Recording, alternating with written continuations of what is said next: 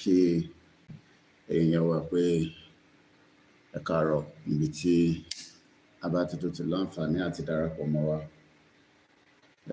lórí ìkànnì wa ní Koikimedia live. Gẹ́gẹ́ bí a ṣe ń tẹ̀síwájú, gẹ́gẹ́ bí ọba Elédùmarè ṣe ní ká máa báṣẹ́ lọ nípa ìtẹ̀síwájú bí ilẹ̀ Yorùbá ṣe máa dúró gẹ́gẹ́ bí ilẹ̀ òmìnira ti tọ̀dọ̀ tiẹ̀ tí à ń pè ní independent Yorùbá government, independent Yorùbá country. Òun náà ni à ń ṣiṣẹ́ lé lórí tí a dẹ̀ ń ṣe ìkéde ẹ̀ fún ọmọdé, fún àgbàlagbà, fún arúgbó, fẹ́ni tó ń bẹ nílé àtẹni tí ó ń bẹ níta. Mo dúpẹ́ pé a tún láǹfààní àti jáde ní ìdájí gẹ́gẹ́ bí a ti ṣe mọ̀ pé iléeṣẹ́ wa, iléeṣẹ́ tó kì í sùn ni. Ọ̀pọ̀lọpọ̀ ọmọ Yorùbá ti sùn níbi tí wọ́n wà báyìí ní orílẹ̀-èdè ilẹ̀ Yorùbá, àmọ́ ní àwọn ìlú káàkiri àgbáyé oríṣiríṣi time zone ni ó wà. Time zone tí ẹ̀ ń lò ní ìlú Canada ó yàtọ̀ sí time zone tí wọ́n ń lò ní Yorùbá land. Time zone tó ń lò ní Australia ó yàtọ̀ sí ti China, but èyí tó ṣe pàtàkì tó ṣe kókó ń bẹ ni pé time zone tèmi wà òun náà ni wọ́n ń pè ní Yorùbá land timeline tí à ń pè ní 4:23 a.m. at exactly in the 24th of July 2025, day 44 nínú ìkéde Yorùbá nation. A wà ní day 44 lénìí. Ó ń tẹ̀síwájú náà ni iṣẹ́ òyàn dẹ̀ ti tán, torí pé tí a bá wo ohun tó ń lọ ní gbogbo àgbáyé, olúkálukú ló ń jà fún òmìnira rẹ̀. Kò ń ṣàwa nìkan náà ni à ń jà pé kí a dá dúró. Bí àwa náà ṣe ń béèrè fún ẹ̀tọ́ wa, bẹ́ẹ̀ náà ni àwọn ọ̀pọ̀lọpọ̀ ìlú lágbàáyé náà ń béèrè fún ẹ̀tọ́ ara wọn. Àwọn tí a máa mọ̀ bẹ́ẹ̀, àwọn náà ni wọ́n ń pè ní Scotland. So gbogbo àkígbà tá a bá ń sọ pé a fẹ́ dá dúró, ẹ má máa rò pé bóyá ẹ̀yin nìkan lẹ fẹ́ dá dúró. Tí a bá dẹ̀ lọ sí UNPO, a rí pé wọ́n sọ pé self-determination is not a crime. Kò ń ṣe crime. In tá à ń ṣe, ó lè má ẹ̀fọ́ lè ṣíṣàn lọ́rùn, ó lè má tẹ́ ọba lọ́rùn, ó lè má tẹ́ aráàlú gan lọ́rùn. But nígbà tí òfin àgbáyé tó ní anybody tó bá ń pè ní indigenous people, ẹlẹ́tọ̀ọ́ tí ẹ bá fẹ́ wà láàrin ibi tẹwà tó jẹ́ ìdẹ̀lẹ́ nílẹ̀. Torí àkọ́kọ́ bẹ̀ ni pé ṣáwa la nílẹ̀, ṣé aláwọn èèyàn tó jẹ́ ẹlẹ́yà kan náà, elédè kan náà, aláṣà kan náà, àṣà kan náà. Gbogbo nǹkan tí wọ́n máa kọ́kọ́ sọ kó tó di pé ẹ máa ní ẹ fẹ́ dá dúró gẹ́gẹ́ bí independent country. Èèyàn kọ̀ọ̀kan ní jíde láti mú ibì kan kẹ wá sọ pé a fẹ́ gba ilẹ̀ wa, a fẹ́ gba òmìnira nínú ibi tá wà. Tí United Nations máa kọ́kọ́ fẹ́ mọ̀ ni pé ǹjẹ́ ibi tẹ́ wà yẹn ṣé ilẹ̀ onílẹ̀ ni? Ṣé ilẹ̀ ní ilẹ̀ bẹ̀? Ṣé àwọn èèyàn tó wà lórí ilẹ̀ yẹn ṣé èdè kan náà lẹ́jọ́ ń sọ? Ṣé àṣà kan náà lẹ́jọ́ ń ṣe? Gbogbo eléyìí ni èyí tó máa jẹ́ àkọ́kọ́ tó máa béèrè. Tẹ́ bá ti lè prove pé àwa la nílẹ̀ àti pé àwọn èèyàn tó ń bẹ lórí ẹ̀ ẹlẹ́dẹ̀ kan náà ni wọ́n. Ìyẹn ni àkọ́kọ́ láti confirm pé lóòótọ́ lódodo ẹ lè sọ pé ẹ fẹ́ gba country yín. So I greet you and I say good morning and welcome as we embark into the broadcast. Please share the program and invite others to do so as well. Yoruba, èèyàn tí ó ti ń bẹ for thousands of years, kò ń ṣe èyí tí ó ṣe jáde ní àná. Nigeria ló ṣe jáde lánàá, because gbogbo tó ń pè Nigeria kò tí pé 200 years. And Nigeria will dissolve, Nigeria will break. Time, how, òun làwọn èèyàn kò fi mọ̀. Process, òun là ń bá ṣe lọ́wọ́lọ́wọ́ báyìí. And we cannot be tired of the process. And there are many different processes and many ways to máa fi jáde. So you can start the mix, the Twitter space, so that we can crack on as quickly as possible. Bẹ́ṣẹ̀ wọlé, responsibility tẹ̀yìn òun ni kẹ́ share program, kẹ́ sọ fẹ́ni tó sì nínú broadcast, kẹ́ pín link yẹn, kẹ́ share. Responsibility tèmi lèmi ṣe. Tẹ́ bá support wa lórí ẹ̀ fine. Tẹ́ bá ṣàdúrà fún wa fine. Bẹ́ẹ̀ dẹ̀ ṣe, I'm just doing my own responsibility. Because èmi fẹ́ kọ́ kọrúkọ mi sílẹ̀ nígbà tá bá dàgbà, tá bá dògbò, tó lúkálùkù wa bá lọ pé iléeṣẹ́ kan wà nígbà tí wọ́n ń jà fún ẹ̀tọ́ ọmọ Yorùbá, ó dìde fún wọn. Ẹ̀yin náà tí ó jẹ́ pé owó lẹ máa fi ṣe, ẹ̀yin náà máa kọ sílẹ̀ pé ẹ̀yin ọmọ mẹ́rin nígbà tí wọ́n ń jà fún òmìnira, èmi náà náwó síbẹ̀, èmi náà máa ń lọ sínú broadcast, èmi náà máa ń share, èmi náà máa ń comment. So gbogbo ala ní responsibility. I just woke up, mo shave, mo fọnu, and I'm here to do my broadcast. Iṣẹ́ kan ni tí mo ṣe nìyẹn. And as a journalist, kò sígbà tá a dìde tá a ní nǹkan tá a fẹ́ sọ, even tá a bá ṣe Yorùbá Nation, because the world is a big place. There are many things tó ń lọ lágbàáyé. Èyí tó kàn mí nísìn tí mò ń tẹnu mọ́ òun ni kí Yorùbá dá dúró. Kò ń ṣe pé kò sí nǹkan tí a lè sọ̀rọ̀ lé lórí. Ọ̀pọ̀lọpọ̀ nǹkan ṣẹlẹ̀ lójoojúmọ́ around the globe tíyàn lè máa sọ̀rọ̀ lé lórí. But gẹ́gẹ́ bí iṣẹ́ táwa gbé dání lábẹ́ bàbá wa Professor Adébánjí Akíntóyè, lábẹ́ bàbá wa Professor Adébánjí Akíntóyè, lábẹ́ bàbá wa the generalism of Yoruba land, Dr. Chief Sunday Igboho, lábẹ́ àwọn èèyàn ńláńláńlá tó ń bẹ nínú YSDM, lábẹ́ àwọn ìyá, àwọn bàbá, ọkùnrin, obìnrin, ọmọdé, àgbàlagbà, lábẹ́ ẹgbẹ́ oríṣiríṣi tó ń bẹ. Torí tá bá ń dárúkọ ẹgbẹ́ kan, àwọn ẹgbẹ́ kan máa béèrè pé kí ló dé tá dárúkọ tàwọn, àwọn náà ń bẹ níbẹ̀. Kò ṣe pa fojú pa ẹgbẹ́ kankan rẹ́, ẹgbẹ́ pọ̀, and it will take sometimes time láti máa dárúkọ gbogbo ẹgbẹ́. Àmọ́ mo kí YSDM.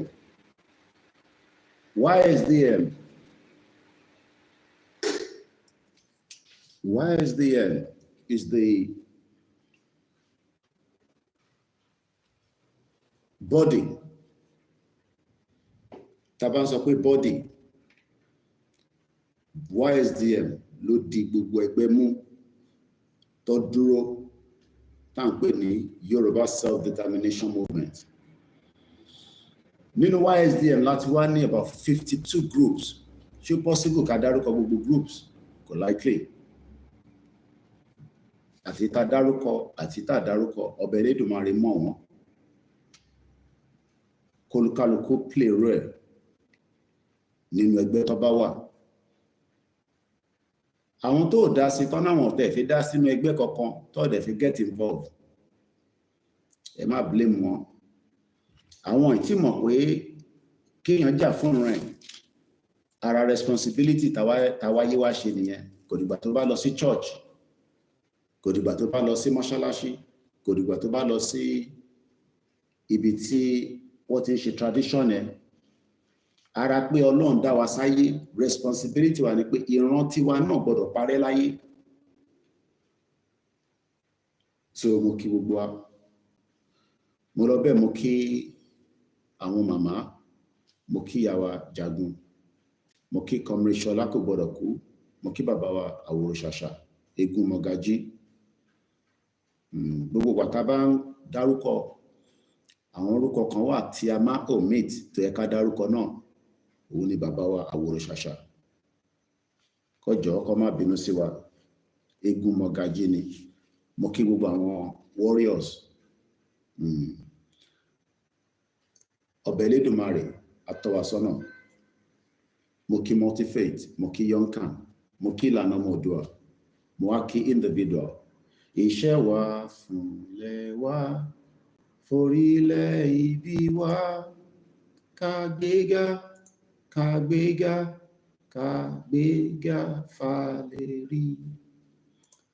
Ìgbàgbọ́ wa ni pé bá ti bẹ̀rù làbọ̀ mọ́, ká ṣiṣẹ́, ká ṣiṣẹ́, ká ṣiṣẹ́, ká jọlá. Ìṣọ̀kan àtòmìnira ní kẹ́jẹ́ ká máa lépa. Ìtẹ̀síwájú fọ̀pọ̀ ire àtòhun tó dára. Ọmọ Oòduà dìde, bọ́ sípò ẹ̀tọ́ rẹ. Ìwọ ni ìmọ́lẹ̀ ògo adúláwọ̀. And good morning and welcome once again. Mo kí gbogbo ọmọ Yorùbá. Mo kí ní gbogbo ibi tí olúkálùkù wa bá wà lágbàáyé. Ibi tí gbogbo wa wà gẹ́gẹ́ bí àwa tí a ń bẹ ní diaspora mostly, a máa ń ṣe nǹkan kan tán ní, a máa ń build the community tá wà nínú ẹ̀. We build a lot of communities. A máa ń fi ọwọ́ kún wọn níbi tá wà torí pé àìbá wọn dá sí. Kò síbi tí Yorùbá wà tí kò ní bá wọn participate nínú politics, nínú religion, nínú sport, ní gbogbo nǹkan. Torí pé bí Ọlọ́run ṣe dá wa nìyẹn. Bẹ́ẹ̀ náà ni Yorùbá ń ṣe náà nínú Nàìjíríà. Ọ̀pọ̀lọpọ̀ ohun tí Yorùbá ń ṣe. But tí Nàìjíríà kò jáde síta torí pé ẹ̀yà wa nínú Nàìjíríà àtàwọn ẹ̀yà tó kù wọ́n tako tiwa. Wọ́n ò fẹ́ jẹ́ kí tiwa kó gbérí ju tiwọn lọ.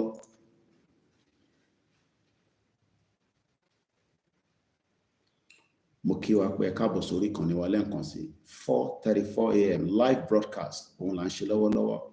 Ọ̀pọ̀lọpọ̀ ó dá yàtọ̀ mọ̀. Ẹlòmíì kò mọ̀ bóyá our live àbí bóyá a record ni. So tá bá ń sọ pé live transmission, a jẹ́ pé live lẹ́ ń gbọ́. Tẹ́ bá gbọ́ lọ́dọ̀ àwọn tí wọ́n tún fídíò wa lò, kò ṣe live lẹ́ ń wò mọ́. Mo dẹ̀ ti sọ gbogbo ẹni tó bá ń lo fídíò wa torí a lè máa ṣe wàhálà. Ẹ gbọ́dọ̀ fi credit to Koikimedia. In táwọn management sọ moving forward nìyẹn. Ẹ lẹ́tọ̀ọ́ láti lo fídíò wa, but ẹ gbọ́dọ̀ fi credit ibikíbi tẹ́ ẹ bá cut lára fídíò yẹn. Àná ti fi àwọn staff wa tó monitor àwọn tó ń lo fídíò wa. So ibikíbi tẹ́yìn bá ti wá ń wo fídíò wa, kò ṣe live lẹ́ ń wò. Èyí tí wọ́n copy tèmi ṣe àbí táwọn staff mi ṣe, mostly èyí tèmi bá ṣe làwọn èèyàn máa ń lò. Torí pé níbi tí ìrìn àjò délé ní lórí ìrìn àjò Yorùbá nation, ẹ lè gbá Koikimedia sẹ́gbẹ̀ẹ́, kò ń ṣe tẹnu, ó ṣiṣẹ́ ìdíbẹ̀ ni. Àní tán pè ní part of the sacrifice. Àti ṣerú ẹ̀ during the time tí a rò pé a wà nínú community tán pè the Nigerian community in the UK. Ọdún 10 mo fi serve wọn àdẹ̀bàjẹ́. Ibẹ̀ kọ́ la fẹ́ lọ. A ṣì ń tẹ̀síwájú náà nítorí pé ìrìn àjò tó bá ń tẹ̀síwájú, òjò àlàáfíà ló ń rọ̀ láti inú Áfíríkà. A ṣì ń tẹ̀síwájú. We are not yet there. Àìtí débẹ̀. Àmọ́ ẹ̀yà tó fẹ́ kúrò bí mo ṣe sọ tó ń tẹ̀síwájú, oríṣiríṣi ọ̀nà, oríṣiríṣi ìgbésẹ̀ la máa gbé. Mo kí ẹ̀yin ọ̀jọ̀gbọ́n àti gbogbo ẹ̀yin tí Ọlọ́run fi làákàyè tí a dẹ̀ fẹ́ kí ilẹ̀ wa dá dúró gẹ́gẹ́ bí ìlú kan náà tó lè máa ṣe dáadáa lágbàáyé. Mo kí gbogbo wa. Àìsùn òun ló pọ̀ jù nínú kan tá gbé dání. Ní aago 5 fẹ́ lọ lù, ọmọ kékeré tó bá fi apá ṣubú nínú ilé nínú Nàìjíríà lénìí ní South West kò likely pé wọ́n lè gbé dé hospital torí kò sí ààbò láti lè jáde kúrò nínú ilé ẹ̀. Kódà ẹni tó ń dìde nísìn fẹ́ lọ síbi iṣẹ́, ẹ̀mí ò safe within the context of Nigeria. How long will it take? Ìgbà mélòó lọ ẹrù pé ó lè ṣẹlẹ̀ kó tó di pé Nàìjíríà máa pín? Pẹ̀lú gbogbo tó tẹ̀ ń ṣẹlẹ̀ káàtẹ̀ sọ pé àwọn ọ̀tẹ̀ fẹ́ kí Nàìjíríà pín. À ń bọ̀sibọ̀sí ìtafẹ́ nìyẹn, in tó wà lẹ́mìí wa nìyẹn. How much time do you think before Nigeria would break? The breakup of Nigeria is no longer something that is not going to happen.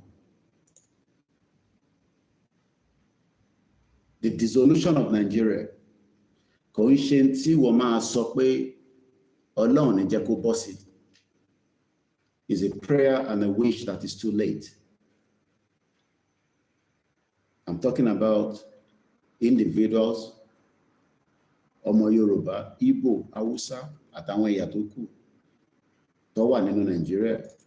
Koikimedia sẹ́gbẹ̀ẹ́. The breakup of Nigeria, ìpínyà Nigeria, kò ń ṣe tí church kan máa sọ fún ẹ pé Ọlọ́run ní kò tí ì tó àsìkò. Ọlọ́run tó ń bá sọ̀rọ̀ yẹn kò stupid. Ọlọ́run ò dẹ̀ ń ṣalábòdè, Ọlọ́run ò dẹ̀ ń ṣonírọ́ bí púpọ̀ nínú àwọn wòlíì, àfáà àti babaláwo. Ọlọ́run wà, àwọn alálẹ̀ wà, àwọn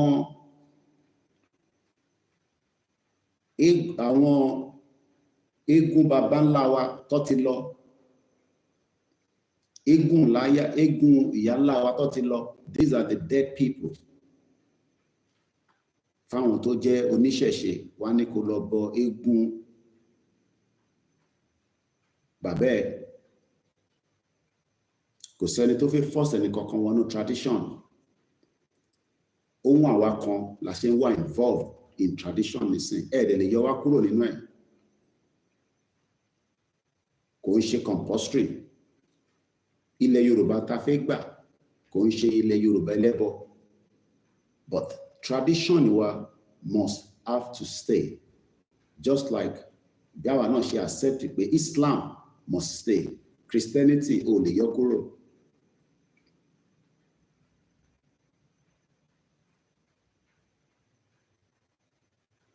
Ó ṣe ní láàánú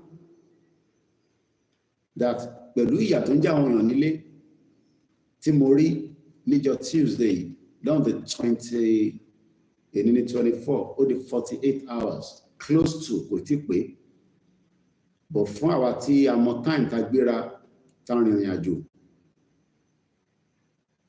mo rí pé àwọn tó wà nílé ó máa difficult fún wọn láti break through àfi tí àwa tá wà ń ta tá bá fọwọ́ kún wọn kò ń ṣe pé kò wọn ẹlòmíì pé kó gbégbé ayé tó dáa kò mọ ìtàn pè láyé tó dáa kò mọ ìtàn pè ní ìgbé ayé tó rọrùn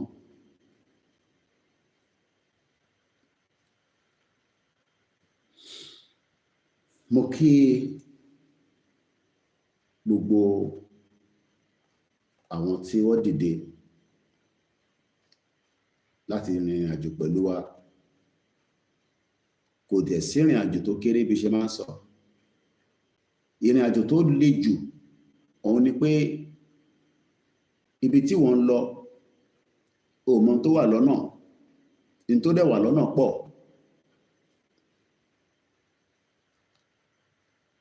the enemies àwọn ọ̀tálẹ̀ Yorùbá wọ́n gbàdúrà pé kí Yorùbá nation kó wáyé. The enemies àwọn tí à ń pè ní ọ̀tálẹ̀ Yorùbá it does not matter as long kódà Yorùbá náà wà láàrin wọn kàtẹ́ tó máa sọ àwọn ẹ̀yà tó kù Ìgbò gbàdúrà pé kílẹ̀ Yorùbá dá dúró Indian gbàdúrà kílẹ̀ Yorùbá kó dá dúró Haúsá gbàdúrà pé kí òmìnira lẹ̀ Yorùbá kó dá wà àwọn Fúlàní ò tẹ̀ fẹ́ kẹ́ dá dúró torí Fúlàní ò ní fún yín ní opportunity láti run religion yín peacefully nínú Nàìjíríà but wọ́n mọ̀ pé tá bá dá dúró wàá ṣe ẹ̀sìn ẹ bó ṣe wọ̀n ẹ́ lórílẹ̀‐èdè ilẹ̀ Yorùbá just like the Hindu ṣe operate ní UK tíyàn kan accept pé kò gbọdọ̀ rí bẹ́ẹ̀ kò ń ṣe ẹ̀sìn kan ló wà láyé fáwa tá ti gbé ní UK for 27 years olúkálùkù ń ṣe tiẹ̀ títí di wákàtí tí mò ń sọ̀rọ̀ yìí 24 hours ní United States the UK government lọ fi ní gbogbo mọ́ṣáláṣí tó ń bẹ ní UK wọ́n gbọ́dọ̀ máa fún wọn ní ààbò security nígbà tí wàhálà yẹn kọ́kọ́ bẹ̀rẹ̀ wọ́n fún wọn láwọn ọlọ́pàá each mosque have 2 police officers tó ń guide ibẹ̀ across the UK nígbà tí attack pọ̀ fáwọn mùsùlùmí ní UK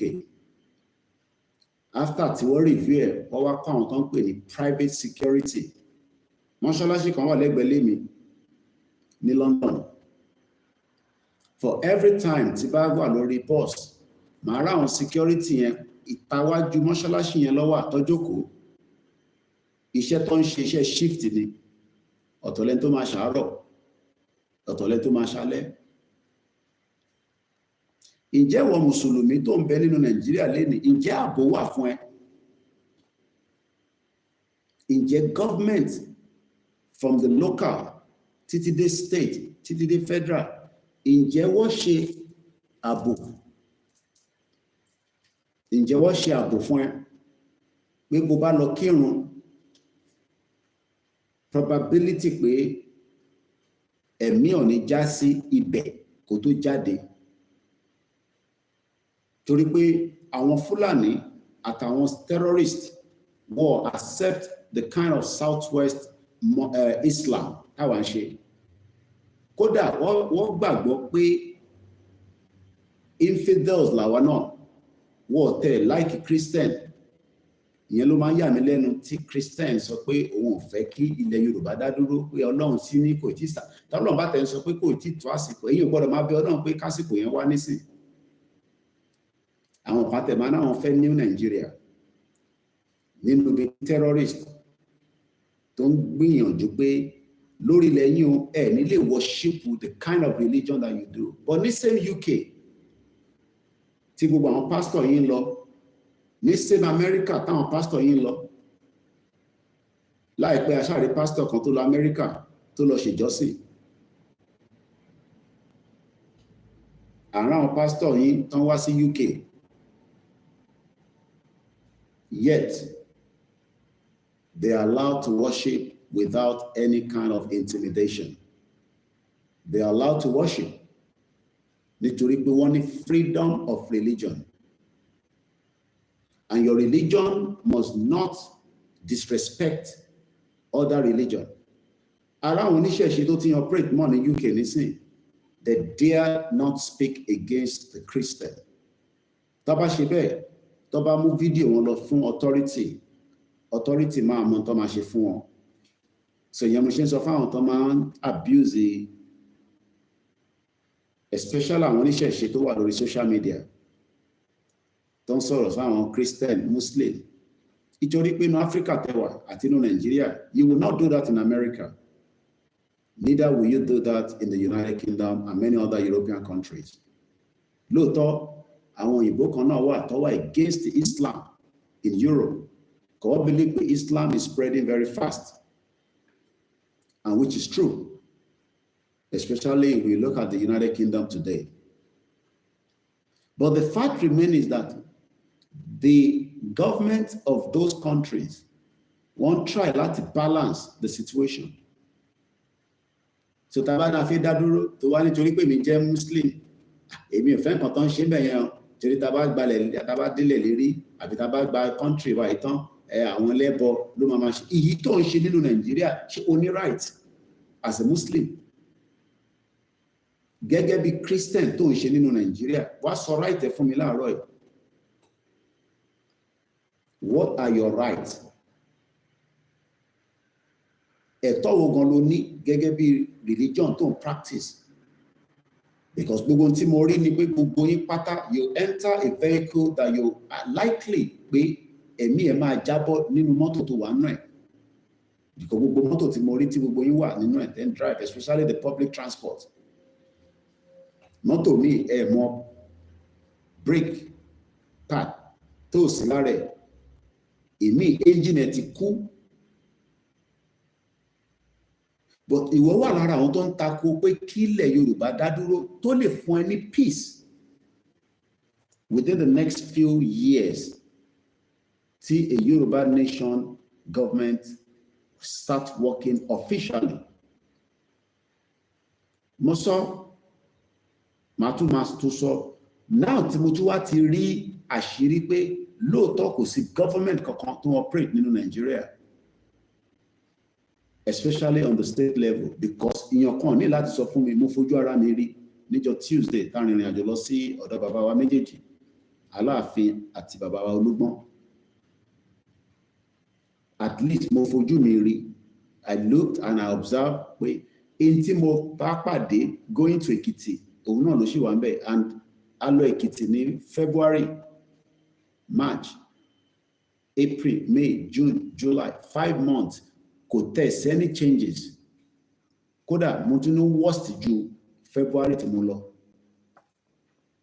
Because you don't have a government that have your interest at heart. But kàkà bẹ́ẹ̀, àwọn kan ní ó dìgbà tí àwọn tó ń ṣèjọba tó bá parí tí wọ́n tán, then ọmọ Yorùbá ní opportunity láti wá decide kí la fẹ́. Interfere kí ló dé tá producer nísìn ká lè ní a better future for us. Aago 5 ó kù ìṣẹ́jú 10 láti ilé iṣẹ́ wa Koikimedia, bringing the world closer to your doorstep. Bí mo ṣe sọ lẹ́ẹ̀kan, mo kí gbogbo ẹgbẹ́ pọ̀. Mo wọrí WhatsApp group, àmì orí WhatsApp mi lórí system mi torí mo connect ẹ̀ mọ́ laptop. Like I said, there are hundreds of different groups. The first thing ni pé kò sí bí ẹ ṣe lè sọ pé ẹ fẹ́ Yorùbá nation abẹ́ fẹ́. Ǹjẹ́ yìí mọ̀ pé state ní ìpínlẹ̀ tẹ́ ti wá ó wà in danger? Àbẹ́mi nìkan ni mo rí? Àbẹ́yìn ò communicate pẹ̀lú àwọn ará ilé?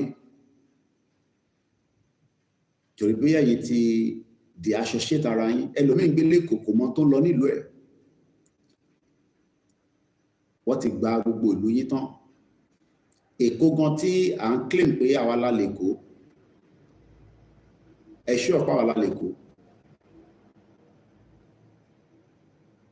so mo kí gbogbo ẹgbẹ́ pátápátá pé ọba Elédùmarè kò ní fi wá sílẹ̀ á dẹ̀ jù wá ṣe.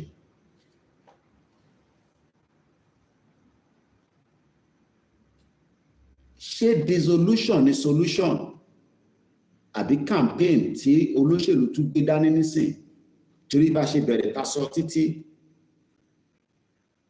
prior before kí Tinubu tó wọlé ní àkọ́kọ́ bá ṣe bẹ̀rẹ̀ campaign yẹn náà ní nígbà tí Buhari gan ń bẹ níbẹ̀ dead or alive at least ó ti wà finally dead nísìn.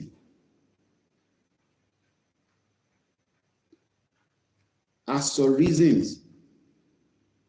while the Yoruba people must do everything within the power to exit Nigeria.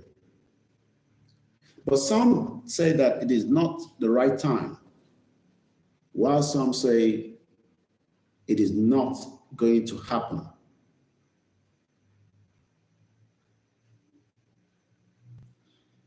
But everybody knows the truth, that the only thing that is still binding us at the moment needs now to be dissolved.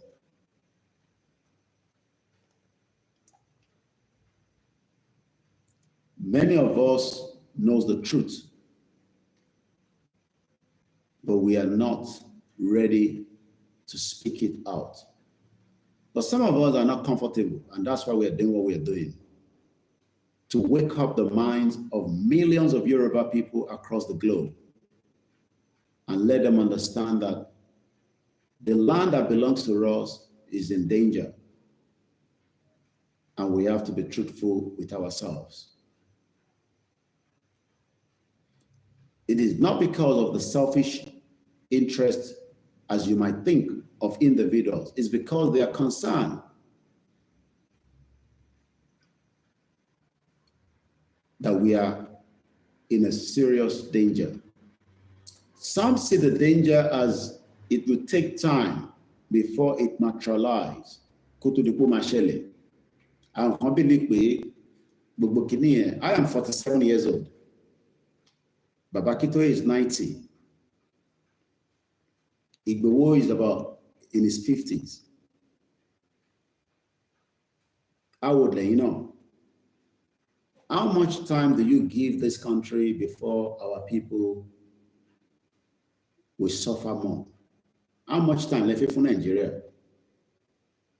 Give it another 4 years for the interest of individuals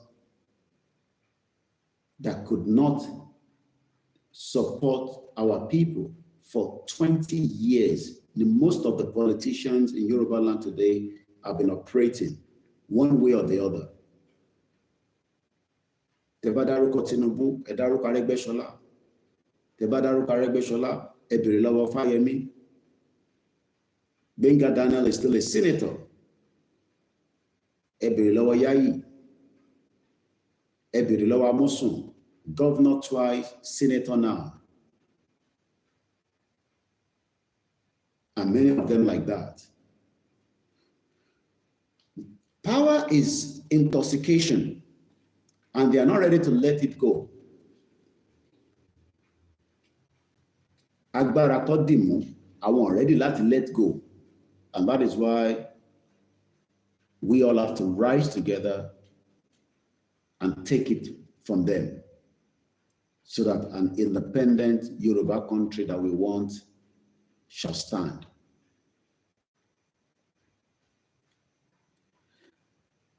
I've put out an article that was written by one of our fathers in the United Kingdom, Babawa Oluwole Ajala, part of something he has sent to me in the past that I've saved in my archive. And looking at the write-up of the headline, it says, and I quote, "Dissolution is the solution." Pípínyà òun nìkan tó lè rọrùn. But àwọn wo ló fẹ́ jẹ́ kó pín? Àwọn wo ni wọ́n fẹ́ jẹ́ kó pín? Àwọn tó fẹ́ jẹ́ kó pín yẹn, kí ni ìdí táwọn ṣe fẹ́ jẹ́ kó pín?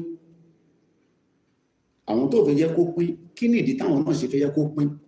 Ó dèèyàn méjì tó ń fà nǹkan láàrin ara wọn. Ṣáwa ta fẹ́ jẹ́ kó pín yẹn, ṣáwa la wà on the right track? Àbáwọn tó fẹ́ jẹ́ kó pín? Àwọn wo ni wọ́n fẹ́ jẹ́ kó pín? Àwọn wo ló fẹ́ jẹ́ kó pín? Àwọn tó ń fò káàkiri inú Áfíríkà ni. Something will always keep flying all over the place.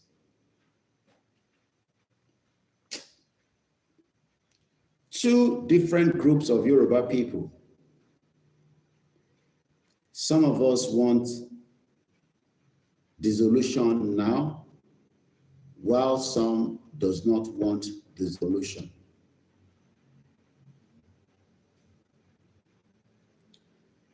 It is time for us to exercise the power of sovereignty. Power, agbára, sovereignty. Kí ni meaning sovereignty?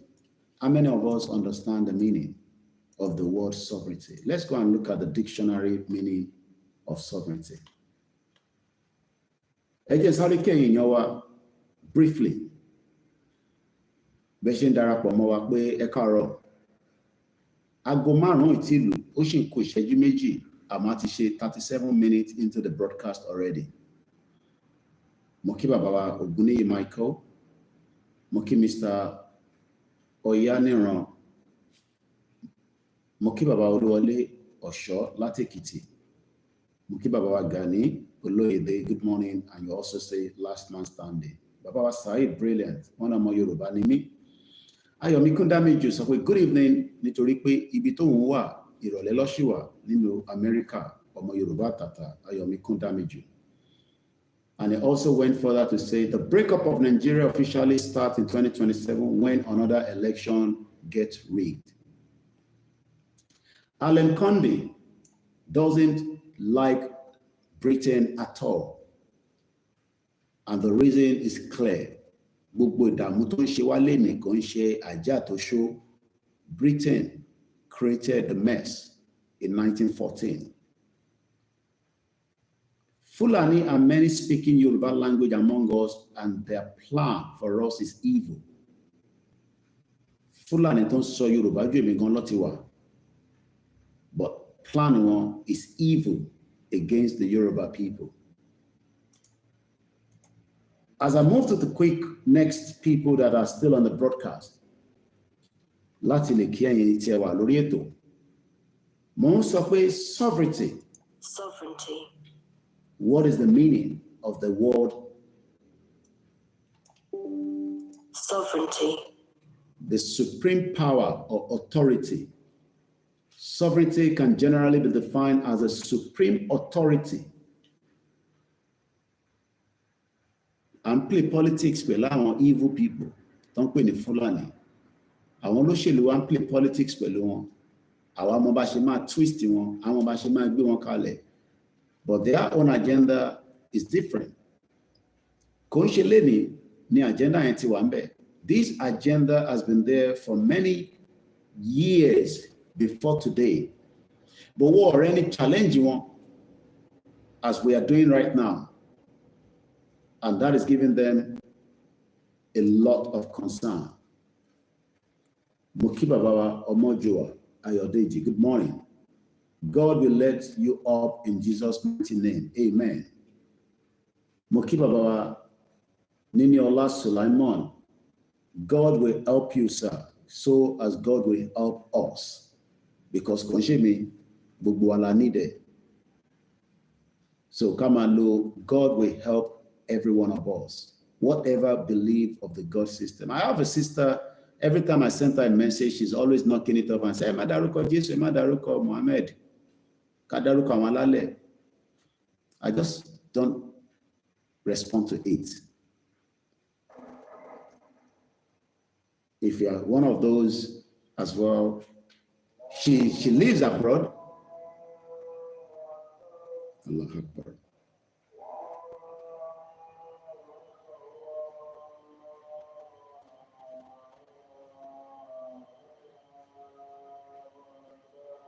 She dare not speak against religion in the UK. She dares not. But like I said, it is easy for us to sit on the social media and criticize Christian and Islam as Yoruba people. But Feni Tongbe in the UK, you dare not. It could land you in a big problem. It could land you, you can lose your job.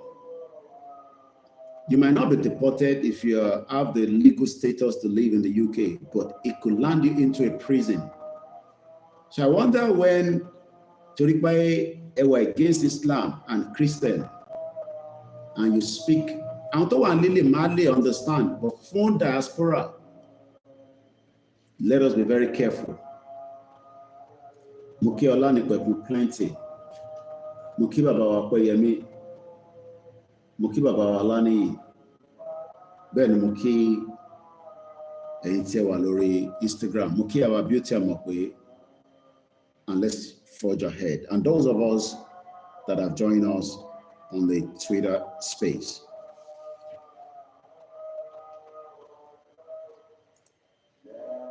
And sọ̀rọ̀ nípa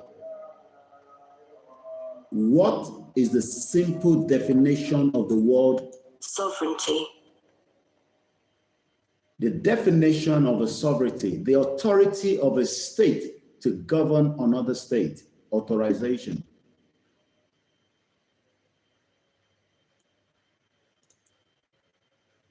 Sovereignty is a political concept that refers to a dominant power or supreme authority in a monarch, supreme power.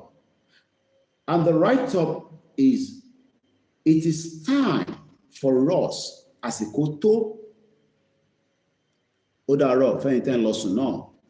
Oh, I cite you, our doctor. Ben,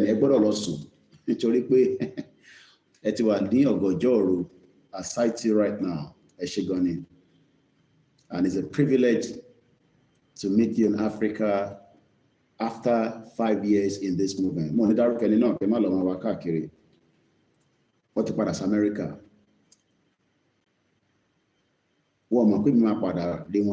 Africa. I want to come about Africa. But I was surprised by 2021, Lolon connect to Ebanki Momsi Dada, Ebanki our family. These are Yoruba people, Yoruba Tata. They are married, they are settled down with their husband, but they are concerned about Ile Yoruba. I had a privilege to meet a family on this trip. And the daughter is a musician. And I was meeting her for the first time. Came all the way from America. And the Batiawa sorrow can't engage. One would play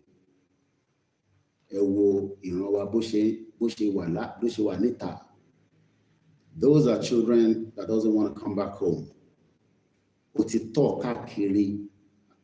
Gegebi artist don't call.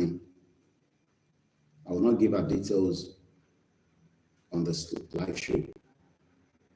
Go to Australia, to New Zealand, and in London some few weeks back. Go from an Instagram page and Shile mawale bai. Shimole force Nigeria, everything is gonna be fine. The parents are in this movement big time. But again, let us exercise the power of sovereignty.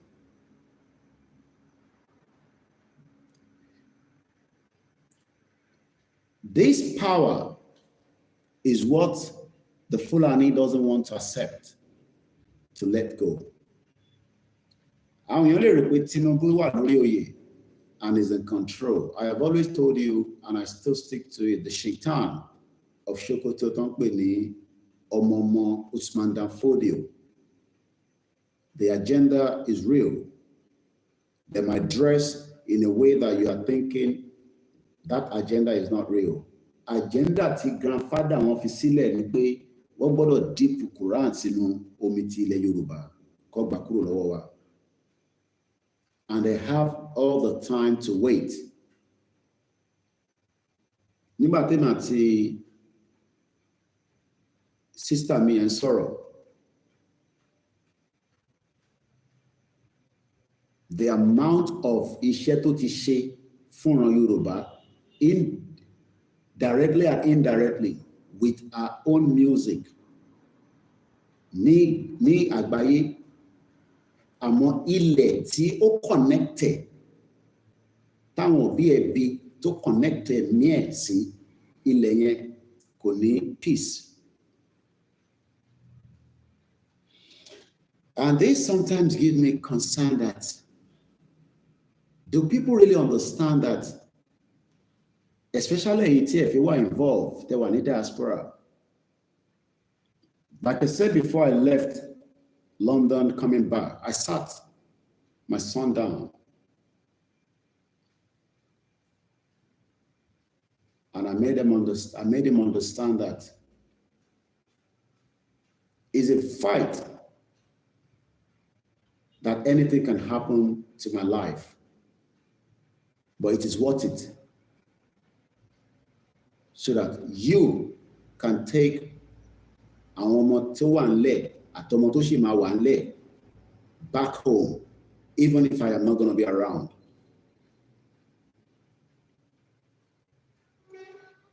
He has the citizenship of the country that he is right now. But ilẹ̀ tó connected, ọmọ mi lè ṣerú business tó ń ṣe ní UK at his age, tó bá jẹ́ pé ó wà nínú Nigeria. Surely the freedom of right, gẹ́gẹ́ bí ọmọ tó ń gbé labroad, ṣé bó ṣe operate labroad yẹn, ṣé mo lè fi sínú Africa nínú Nigeria kó dẹ̀ operate bẹ́ẹ̀ for 1 year, kó dẹ̀ padà wá bá mi after 1 year in the peace? I don't think so.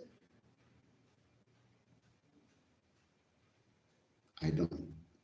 Just like sister mi tí mo ní mo pàdé ní trip tí mo sọ yìí ni o,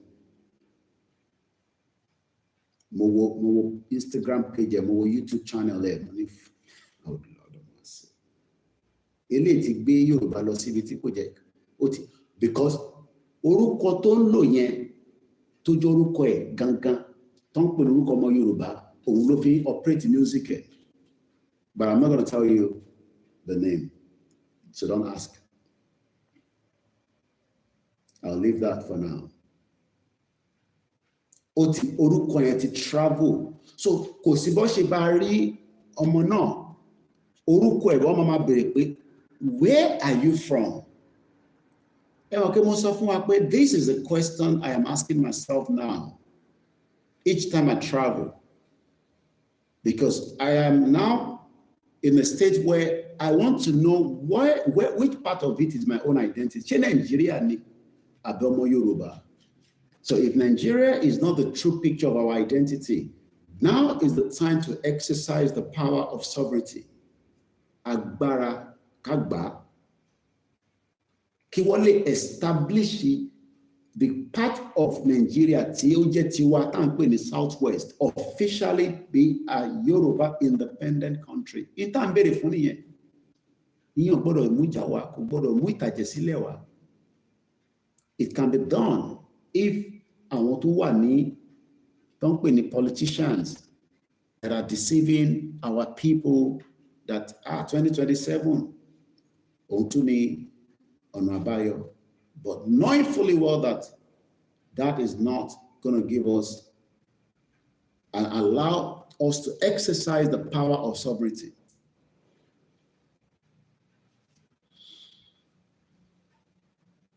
We have wasted and sold under the guise of superiors elections over the years. I'm going to read all that now in one block. It is time for us to exercise the power of sovereignty that we have wasted and sold under the guise superiors elections over the years.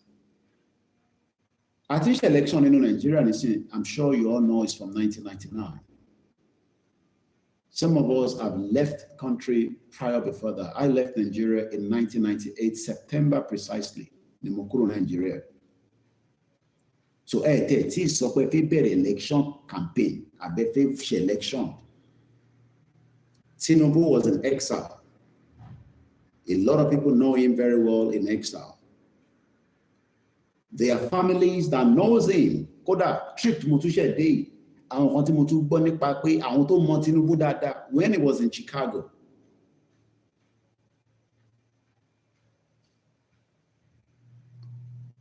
Even up to Remi Tinubu, nígbà tí wọ́n lose ọmọ wọn. Yeah. Ọmọ kan kú, Ọlọ́run fọ́run kẹ́, a lè fi ẹyọ wọn. Kò sẹ́ni tó gbàdúrà kó bímọ kọ́mọ ẹ̀ kó mọ lọ́wọ́. Remi Tinubu lost a child. That tells you how deep some people knows them. Àfihàn.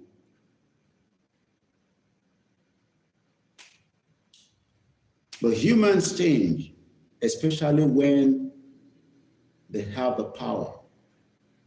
These are family that knows Tinubu back to back while he was in America.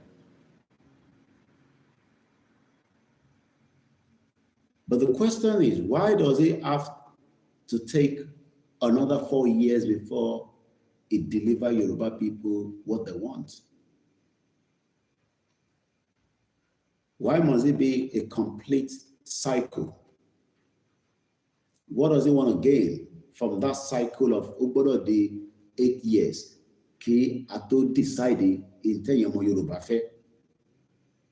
Because Tinubu has a lot of stake in Yoruba land.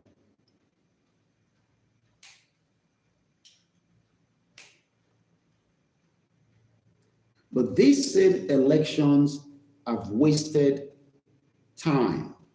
Otigba opolopọ àsìkò. 25 years, remove it from our age. Tabani Kulukaluku, you're 25 years out of our age, because from 1999 till date, we're talking about 25 years. 25 years. Age. That means I was 22 years old.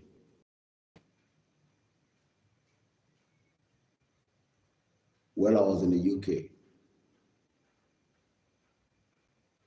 Because if I left Nigeria in 1998, and it told me kúrò Nigeria, could you pay Nigeria or that? I wanted to look at it from that angle.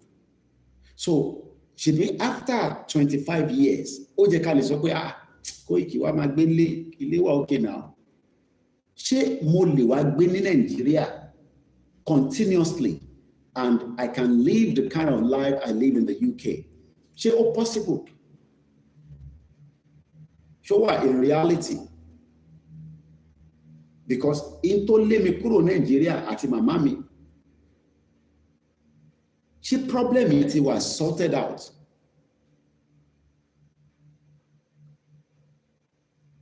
And can that problem be resolved if we decide to remain in another cycle of election?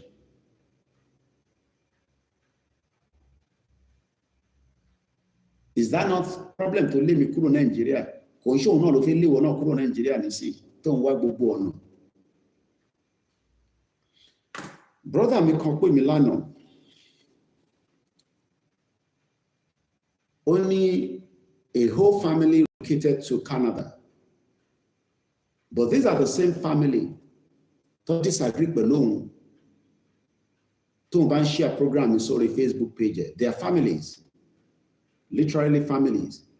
But this family now has moved their own family out to a safe location in Canada. Otijapa. Wọ́n ní ìyá wọn wá ń sọ fóun pé ìdí tí wọ́n náà ṣe kúrò Nàìjíríà ni pé lóòótọ́ threat tí Koiki máa ń sọ yẹn tó ń share sórí broadcast àwọn lè máa wà satisfied, but now wọ́n realize pé lóòótọ́ ni this country has nothing to offer anybody. And we're talking about 60 million people. Leave 60 million people and allow them to just live life. Alaji Alabipe Milano, one of their family was a bit not doing very well elsewise. Check-up. The checkup itself is going to cost 200,000 naira. Now they realize that I think they have breast cancer.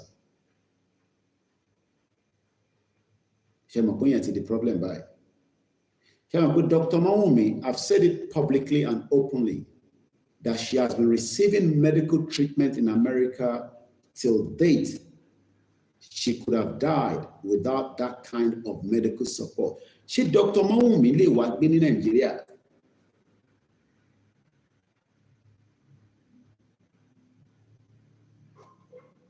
Is it possible for me to live in Nigeria and operate the way I operate in the UK? Is it possible? These are pertinent questions. Why the diaspora?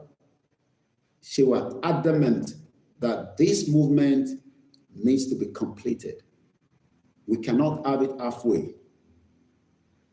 Because the sovereignty táwọn governors ń lò lénìí kò allow wọn láti fún àwọn ọmọ ìlú ní freedom of whatever freedom means to you.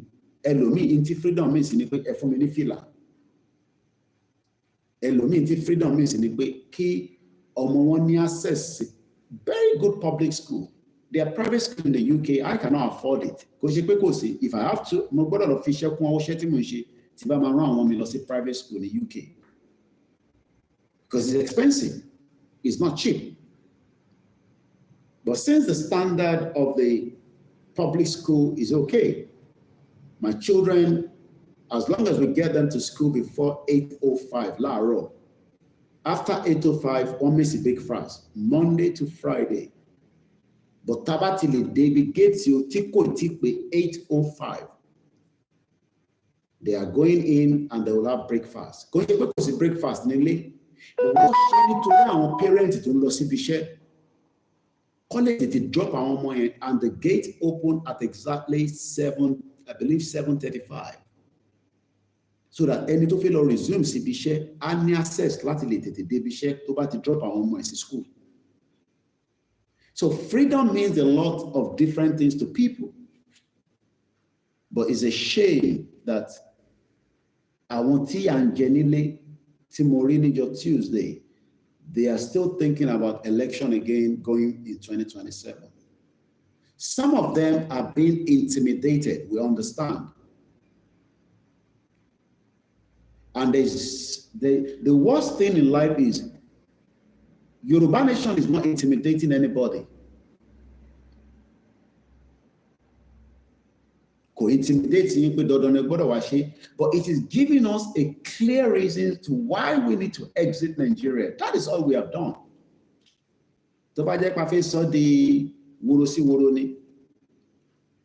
Things would have been worse than this.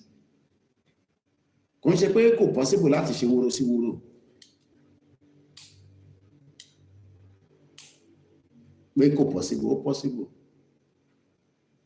But ìtàjẹ̀sílẹ̀ àti lọ rẹpẹtẹ èmi á dẹ̀ ti lọ. Bó ṣó wá dá pé àwọn tá náà fẹ́ gbà sílẹ̀ látara pé nígbà tó bá di woro sí woro àtúwá fẹ́ mẹ́ẹ̀mí àwọn èèyàn kan lọ ṣẹ̀rípò ti di pé selfish interest mo sọ lẹ́ẹ̀kan yẹn ó ti wà náà nìyẹn. But because we don't want the selfish interest is the reason why we are doing a lot of engagement níbi tá a ṣe wà yìí. Many reasons why we are still here right now is because we are still trying to engage the people. Láti bá wọn sọ̀rọ̀. Ìdí tí Yorùbá ṣe gbọ́dọ̀ dá dúró. Àǹfààní tó wà níbẹ̀ tá a bá dá dúró. Nǹkan tá a máa rí tá a bá dá dúró. Àǹfààní tá a máa jẹ tá a bá dá dúró. Ìgbé ayé tá a máa gbé tá a bá dá dúró. But millions of Yoruba people right now are still being twisted under the guise wọ́n pa irọ́ fún wọn lábẹ́ pé election tí wọ́n rí ṣe ní 1959 tó fi rí gẹ̀ tí bàbá Awólọ́wọ̀ ọ̀rá ìwọlé.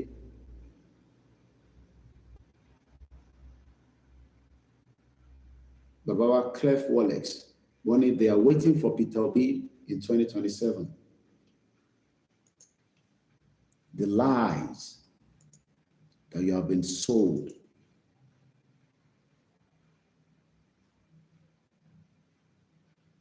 These lies has not given you the kind of life that you want, and it is not likely to give us. Kò lè fún wa ní ìgbé ayé tá fẹ́.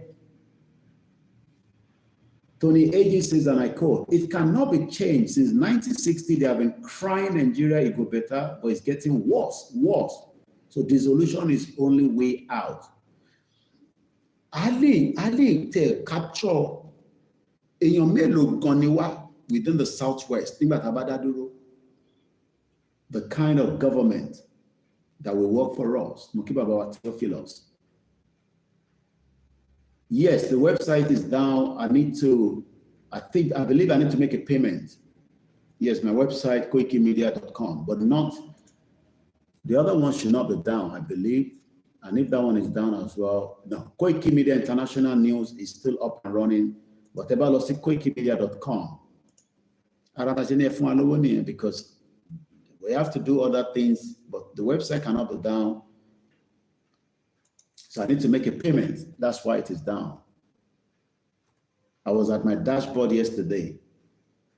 I was almost going to make the payment last night, but when you have priorities that need to also be sorted out. But again, I'm going to have to deal with that this morning. So because and today is, I believe, is it Thursday? Yeah, Thursday. So pounds to one, but the website is important. Your subscription has expired. Renew now or your product will be permanently cancelled. So I have to deal with it. And that's why we said, let's support Ileshe. Because that website has all the information, koikimedia.com. During the Yoruba Nation, content about the website, and you'll find it there. But when we're here saying support and people think, but I don't want to go that area now. Let's just leave it for now. But I'll sort it out as quickly as we can.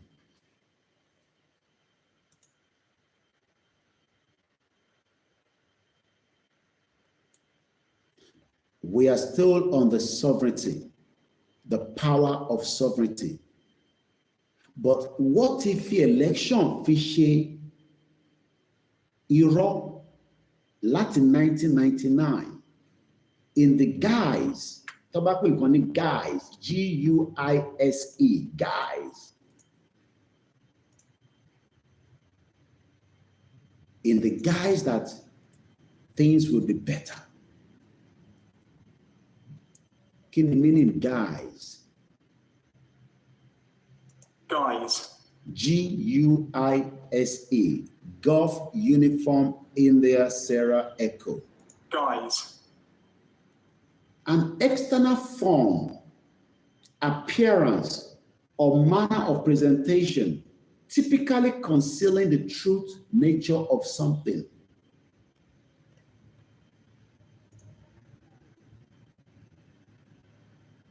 An outward appearance. Tolóṣèlú bá jáde nísìnyí, wá gbé Wàsíù síwájú. No, ṣé Wàsíù tó wá ń play fún wa yẹn nísìnyí láti kátẹ̀sọ́gbòkè bóyá láti 2023 ká mú láti bẹ̀ ká má, because I don't have detailed background how long Wàsíù has been promoting. Okay, now I can go back as far as 2015 or 2014. Buhari ti sọ̀rọ̀ àti gbọ́. At least I remember that track. How many of you remember that track? The guys, ẹgbẹ́ Wàsíù síwájú, ẹmú balẹ̀ dání sọ́wọ́. We love Wàsíù. There's nothing wrong in that. He's an artist.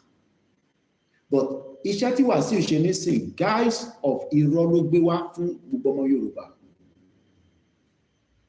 And that goes to all other actors, artists, actresses that have been used as a guise. I am looking for another way to promote or to give you that guise. Àwọn náà dàbí àwọn 419. 419 tó fi gbowó lọ́wọ́ ẹ̀, tó fi gbowó visa lọ́wọ́ ẹ̀, ó máa sọ gbogbo nǹkan tẹ́nu ẹ̀ dùn. Ó lè ní application ẹ̀ bá dọ́wọ́ mi nísìn ọ̀sẹ̀. Then tó bá fi parọ́, wọ́n máa fi Islam parọ́, wọ́n á fi Christian parọ́, wọ́n á dẹ̀ fògùn parọ́. Mo fògùn búra. Èmi mo ṣe ti Yọmí. Ọ̀pọ̀ tó ń sọ, èmi mo ṣe, mo fògùn búra. Àwọn tó lóògùn nìyẹn. Tó bá fi parọ́ ní Inshallah, ó ti ṣeé ṣe, irọ́ ni o. Lórúkọ Jésù ó ti ṣeé ṣe, irọ́ ni. Guys, òun làwọn olóṣèlú ń lò fún wa. Tàbá ní àmọ̀tẹ́lẹ̀ nípa self-determination, but nísìn tá ti wá mọ̀, ṣó jẹ́ ká tún tẹ̀lé wọn nísìn, ká tún máa sọ̀rọ̀ 2027. The guys, òkúrọ̀, wọ́n lò yẹn as camouflage. Ìtàn pè ní camouflage ní orílẹ̀-èdè Nàìjíríà. But lẹ́yìn yìí nísìn,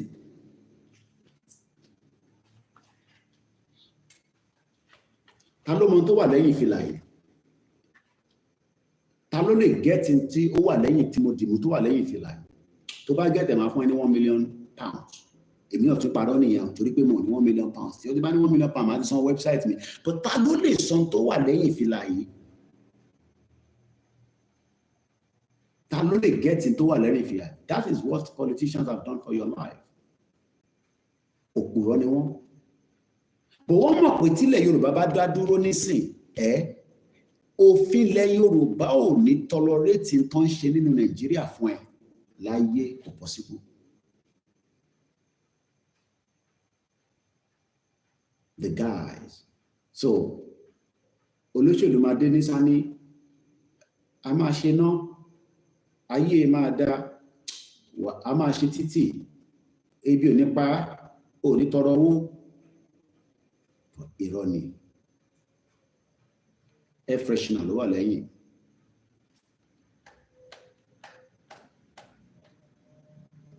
Bọ́ọ̀ fi lè ṣe camouflage.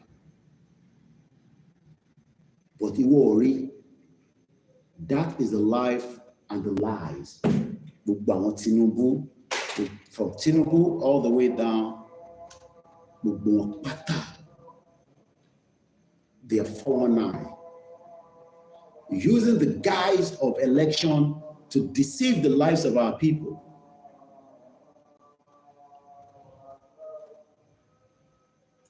And we are now challenging them, but the same people that we are challenging, àwọn tó jẹ́ rat wọn,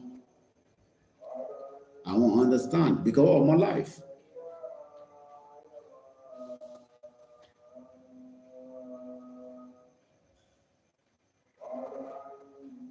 Well, my life. But èmi ni máa yọ ẹ̀mí ẹ̀, sórí ẹ̀mí ẹ̀ tó ṣe connect mọ́ Nàìjíríà yẹn, orí ìkànnì yìí tó bá ti ń gbọ́, èmi ni máa disconnect ẹ̀. Èmi ni máa disconnect ẹ̀. We're getting there. And every one of them knows that the truth is out in the public because Nigeria itself, according to Obasanjo, unjokole keg of gunpowder. Into control in the way, koko fishanasi, boom. Gas is totally released on Nigeria. And it is intoxicated.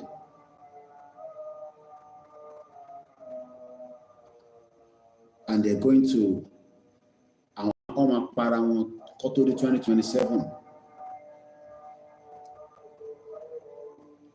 According to Ango Abdullahi, said in a summary in many of his write-up,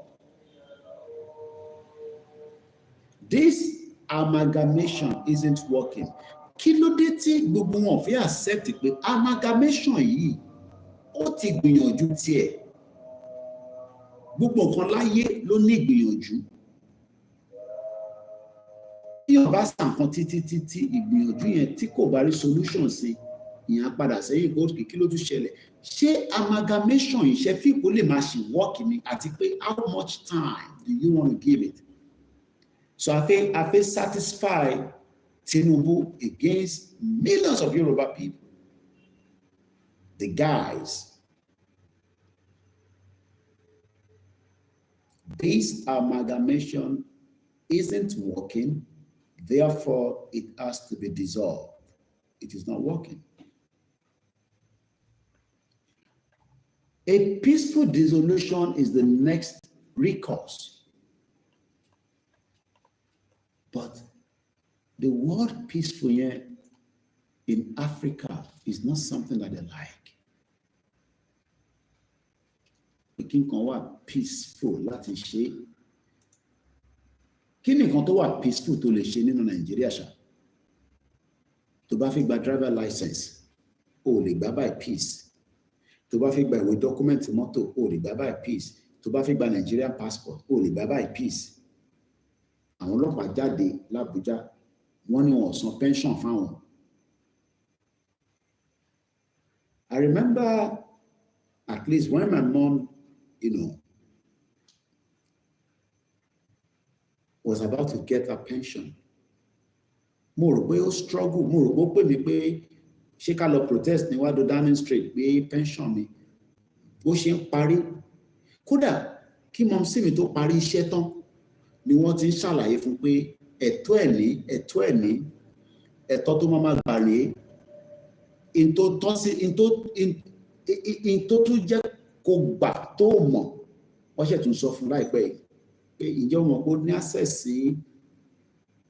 Do you know that my mom has now opportunity just recently? Mọ́tò máa ń lọ gbé wọn nílé, á kọ̀ gbé wọn wá lọ sí ibi táwọn àwọn tó kù bí age mate wọn wá wà ń bẹ́ẹ̀ bí for few hours, ọjọ́ méjì láàrin ọ̀sẹ̀. Local government ibi tó ń gbé ní pé mọ̀ sí mi pé àwọn notice pé nínú building ní àgbàlagbà kan bẹ níbí báyìí. Àwọn àgbàlagbà kan náà máa ń jókòó ìpàdé kan tó máa ń ṣe àwọn ìfọ̀rọ̀sọ̀rọ̀ oríṣiríṣi activities. Ṣé ẹ mọ̀ pé ẹ ní right ẹlẹ́tọ̀ọ́ èyí náà láǹfààní àti jẹ́nu ẹ̀? Wọ́n dẹ̀ ràn yàn wá, wọ́n dẹ̀ ṣe gbogbo paperwork, wọ́n dẹ̀ ṣàlàyé pé lágò báyìí. Kódà àgbà tó tún dé wọ́n tún fún something wọ́n sọ fún pé driver yẹn time tẹ́ ní ó máa wá between 9:30 and 10 as an example. Àwọn gbọ́dọ̀ mọ̀ because káwọn tó wá sísàlẹ̀ wọ́n ní ó dá driver yẹn á pè wọ 10 minutes kó tó dé nílé ẹ̀ because wọ́n sì ní àwọn lè máa dúró síta. You can see the life that ṣé mo lè gbé mom sí mi nísìnyí pé ó dá ọmọ Èkó, because my mom is a Lagosian, bàbá mi ni ọmọ Ìjẹ̀bú Òde. Ṣé mo lè ní ó yá mom sí ó yá relocate apábọ̀lẹ́ náà ti wá lẹ́kọ̀ọ́ ẹ kúrò London yẹn jọ ó yẹ lọ jókòó sí Òṣòdì. Ta ni local government Òṣòdì? Ṣé activities wà fún mọ́ sí mi kí mọ́tò wá gbé nílé kó dẹ̀ gbé lọ sí center kó dẹ̀ dá padà? Do you understand why that's the reason táwọn diaspora ṣe ń sunkún pé àwọn fẹ́ wálé but ilé ò ṣe wá?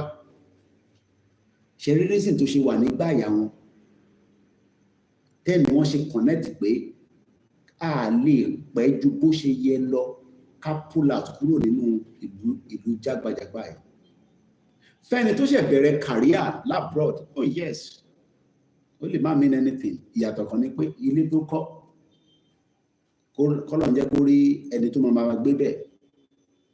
Business tó bá operate nínú Nàìjíríà kọ́lọ̀ ń jẹ́ kó rí olóòótọ́ tó máa bá fi monitor ẹ̀, and many other reasons like that.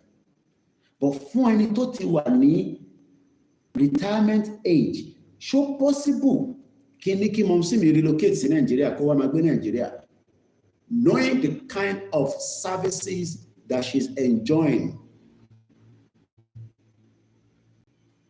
Bàbá wa Tajudeen ní call on arrival, no good life for the older ones in Yoruba land. Is it possible pé mọ̀mísí mi o, ìyá Koiki o, ẹ kúrò London o, ẹ padà sí base yín o, bá àtẹ̀gbé lọ sí Ìjẹ̀bú Òde torí àtẹ̀mọ̀ pé bẹ́ẹ̀ yẹn kò láìfù tó wà ń bẹ̀ láfta ojúde ọba kí ló tún kù. Bọ̀ká wá ní ó dà ń pé Lagos ṣì bẹ́tà díẹ̀. Ṣé mọ̀mísí mi ló relocate and live in Lagos State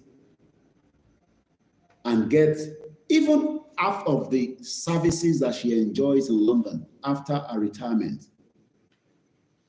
Ọlọ́pàá jáde, ó lóun serve Nigeria for 35 years. Ẹni máa kọ́kọ́ san 1.7 million, ẹ wá máa san 20,000 every month. Ó lóun kọ lẹ́tà sí ọ̀gá ọlọ́pàá látọdún mẹ́ta wọ̀ dáhùn lóhùn.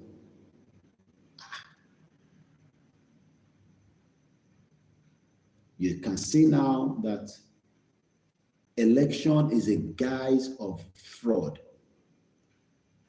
against the indigenous people. We released the first audio out that has been recorded on the Koikimedia at exactly coming to 6 a.m. Tẹ́ bá bá audio ìpàdé, ìdí tá ṣe ń ṣe àwọn kan ní Koiki má máa jẹ́ kó gùn púpọ̀. So what we're going to do now is I will make it 1 hour, even if the broadcast is 3 hours. Màá kọ́ ṣe the first 1 hour audio, màá fi síta. Tẹ́ bá ti bá mi bá pàdé, ẹ̀yin náà ṣe kí ni, ẹ bá mi fún àwọn tó yẹ kó gbọ́, ẹ send ẹ̀ sí wọn, àwọn tó ní internet. But ẹni tó bá ní audio yìí lọ́wọ́, bóyá understand pé election kan ló máa fún wa ní solution mọ́, dissolution ló máa fún wa ní. Nínú Yorùbá country, a máa ní politics tá a máa ṣe, a máa ní government tiwa tó kálukú máa represent political party tó bá fẹ́. But the current structure today in Nigeria will not give you such. So please share this audio. Ẹ má jẹ́ pé ẹnìkan lè máa dá gbọ́. Bẹ́ẹ̀ bá ti gbọ́ tán, tẹ́ bá wá jẹ́ pé àdúgbò tẹ́ wà, ẹ ní speaker tẹ́ lè bá mi connect, àbí tẹ́ bá ń drive nínú mọ́tò yín bóyá public transport, ẹ̀yin ṣáà mi fi síta kó connect mọ́ Bluetooth yín. Gbogbo ẹni tó bá wá fẹ́ mọ̀ nípa ìrìn àjò Yorùbá nation tó bá gbọ́ díò yìí, ẹ wá lórí social media tó ń pè ní Koikimedia, Koikimedia. Ẹ wá rí ọ̀pọ̀lọpọ̀ fídíò tá ti ṣe ní àwọn àlàyé lẹ́kùnrẹ́rẹ́ nípa ìdí àti ètò bí Yorùbá ṣe gbọ́dọ̀ dá dúró, àti pé tó bá dá dúró tán kí làwọn àǹfààní tá máa jẹ. Ẹ ṣé gan ni o, ẹni tó bá bá audio ìpàdé. So I have released that audio, and that means the first audio is out. Mo kí gbogbo ẹ̀yin tí ẹ ń darapọ̀ mọ́ wa. Plan B.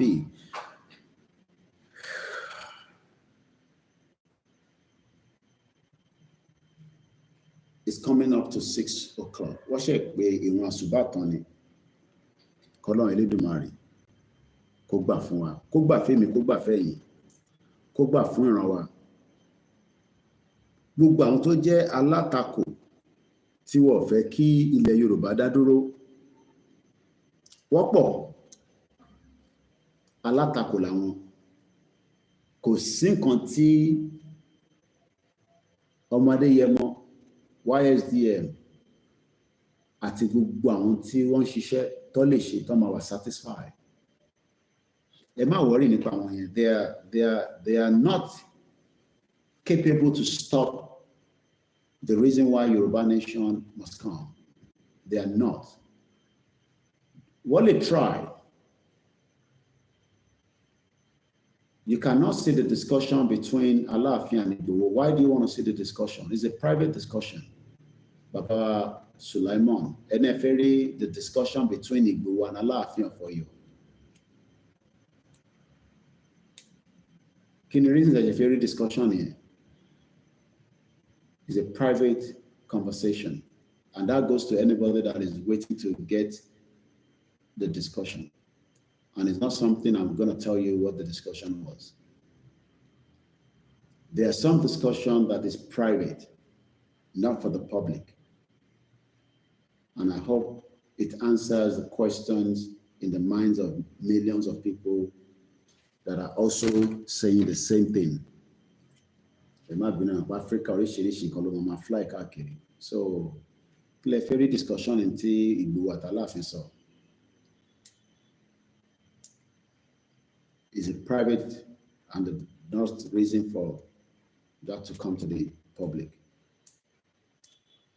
He also had a private discussion with Baba Olumo, but again, it was shown to Bubu it's just for the public. No, kò tell any Latin on a real Google because it's a private. Mukia Kalawango TV, Carol, brother me. Unique paper shigani. So ṣé nǹkan táwọn èèyàn dúró dè ní ẹ fẹ́ gbọ́n kan tí olóyè àti bàbá wa láàfin kábíyèsí tó sọ. Really? I'll just say it's a private conversation. It's not for the public. Tí bàbá wa kábíyèsí, if it believes that they want a communique to come out from the palace, they have a strong media that will tell us what they want you to know. And let me put this on record.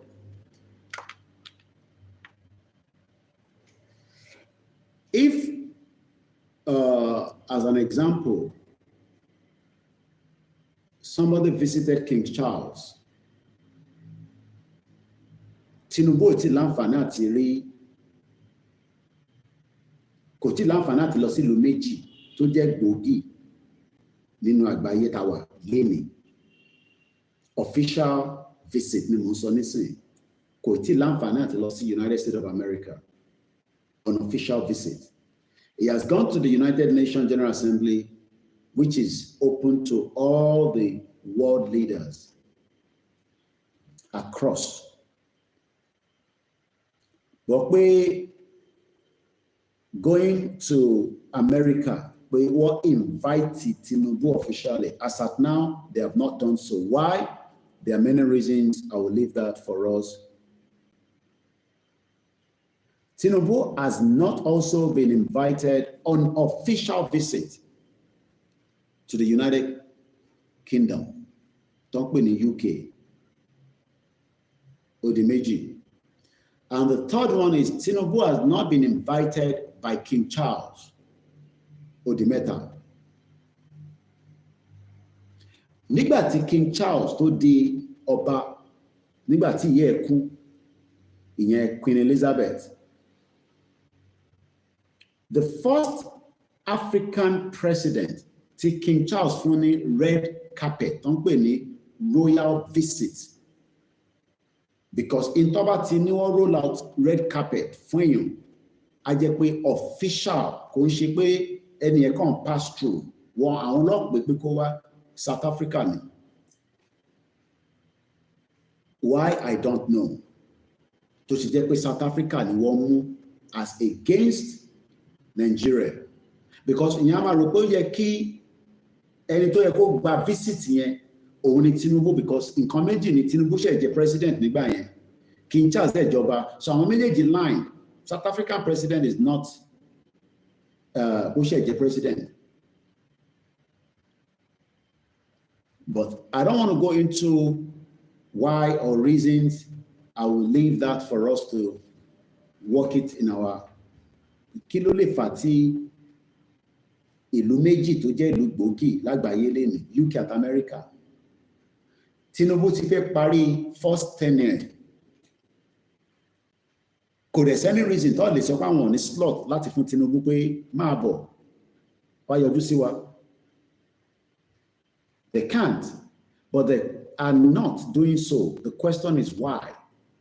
Kí ni Tinubu ṣe fún UK àti America tí wọ́n invited officially till now, till date?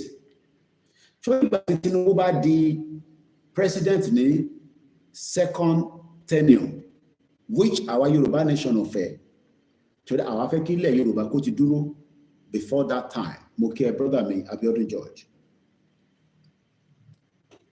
Mo kí àwa Esther Adepeju. Mo kí gbogbo ẹ̀yin grandma. So mo kàn fẹ́ padà sí ìbéèrè tí bàbá wa ń béèrè pé àwọn fẹ́ gbọ́n tí Aláàfin àti olóyè sọ. Olóyè ò ṣe just an ordinary person as many of you might think. Olóyè nìyẹn, Ìgbòho nìyẹn. No, he has gone past that stage now. Ṣé a máa wá yẹpẹrẹ Aláàfin náà ni? No. So if that meeting that went between them and they have not released statement to say in Tawa Solile, but àwa ti ṣàlàyé fún yín pé in tólóyè lọ Solile, ẹ̀wọ́n ẹ fẹ́ ṣe fídíò yẹn fẹ́ video evidence ní àbí báwo àbẹ́kọ̀ fẹ́ mọ́ tó sọ, which is okay, but in tólóyè lọ sọ fún wọn àti sọ fún yín, he went there for security and also to say, look, kí ni mo ṣe? The same thing tí wọ́n lọ sọ fún bàbá Olúgbọ́n náà ni, but that one was in a confinement of a private conversation.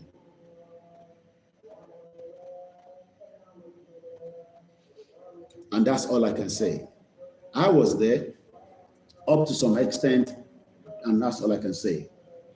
Because Musha Sofonipe Kabiyesi recognized Koikimedia when they wanted to introduce me officially to him.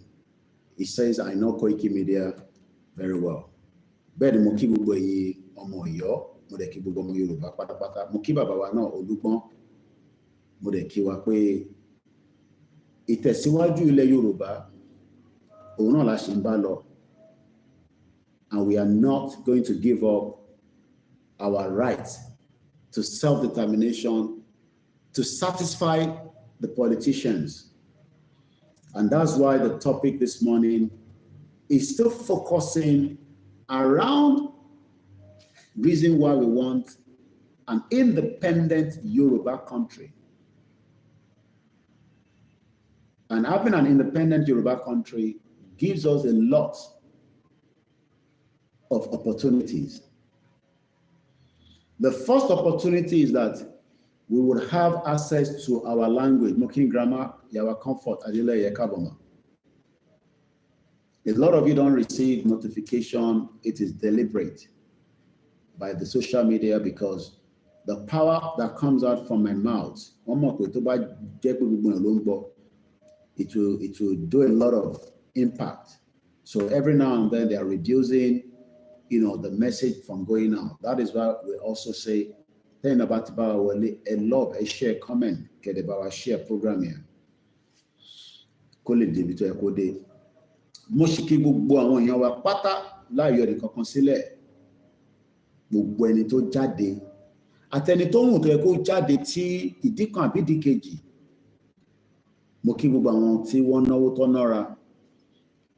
The work is still an ongoing and we are not going to stop our reasons why ilẹ̀ Yorùbá gbọ́dọ̀ dá dúró. Those reasons is still why we are doing Yoruba Nation. So mo kí gbogbo wa lẹ́ẹ̀kan sí. Going back to the conversation, dissolution, it is time to exercise the power of sovereignty. Bashen Kalola Tenkan. As Ango Abdullahi said, amalgamation is not working and it's not likely to work. Election in Nigeria is designed to fail.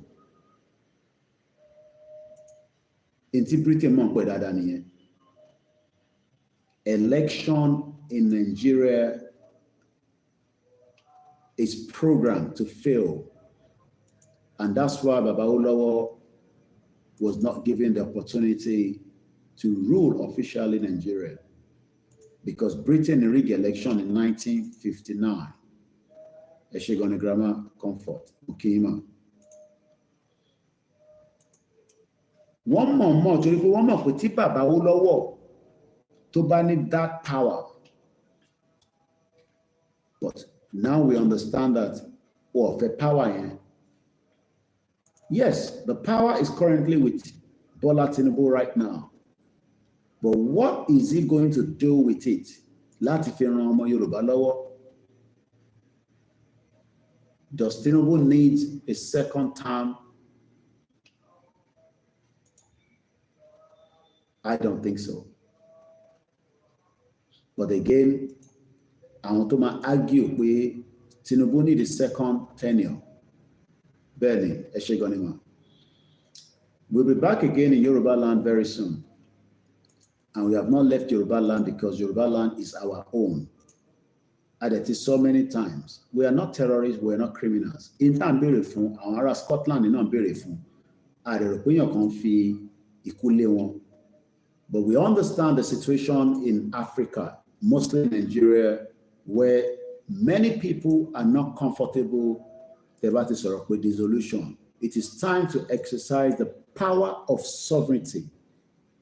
And that's what we are doing so that our right to self-determination, it is the time to exercise the power of sovereignty. Oni akole ètò tèmi láti bí wákàtí kan àbọ̀ láti wà lórí ìkànnì tí a ti bá gbogbo ọmọ Yorùbá sọ̀rọ̀.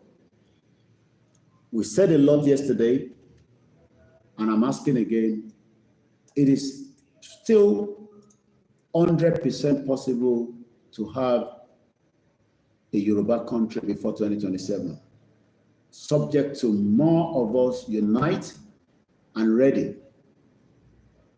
But not everything can be discussed on a social media until it is ripe enough.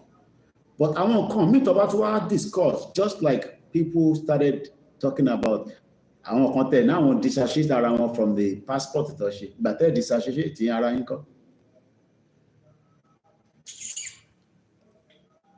I want to see around the passport to come and come on.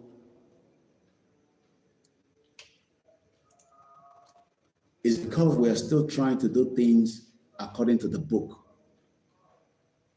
Benny, torí pé a ṣe ń ṣe intern ṣe yìí, a fẹ́ ṣe according to the book. Tá a bá ṣe according to the book, a ti mú ìtàjẹ̀sílẹ̀ díẹ̀ wá. Wọ́n ní ara ọ̀rọ̀rùn, ara ọ̀rọ̀ ìdíyẹ. Àbí ṣé mo right, ẹ̀yin ìyá wa, ẹ̀yin bàbá wa, ẹ má bínú pé mò ń pòwe níwájú yín mọ̀ tó bẹ́ẹ̀. Torí a ṣe ń ṣe according to the book ni, ìyẹn ló ń ṣe jẹ́ káwọn kan máa sọ pé ta ló rán yín ṣe kẹ́ lọ ṣe passport, ṣe àti ní country wa. Nítorí pé à ń ṣe nǹkan according to the book ni, tá a bá ṣe according to the book ni.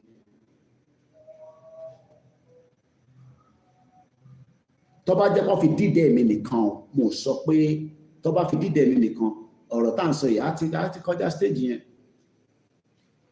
Ṣòro ẹ̀yin tẹ́ ń jáde tẹ́ ń sọ̀rọ̀ kábàkábà yẹn, ní tébẹ̀ láti sọ bẹ́ẹ̀. Syria gan tó pè ní terrorist, leader wọn ti pàdé Donald Trump náà. David Lammy ti lọ sí Syria náà. They are working with the Syrian government now.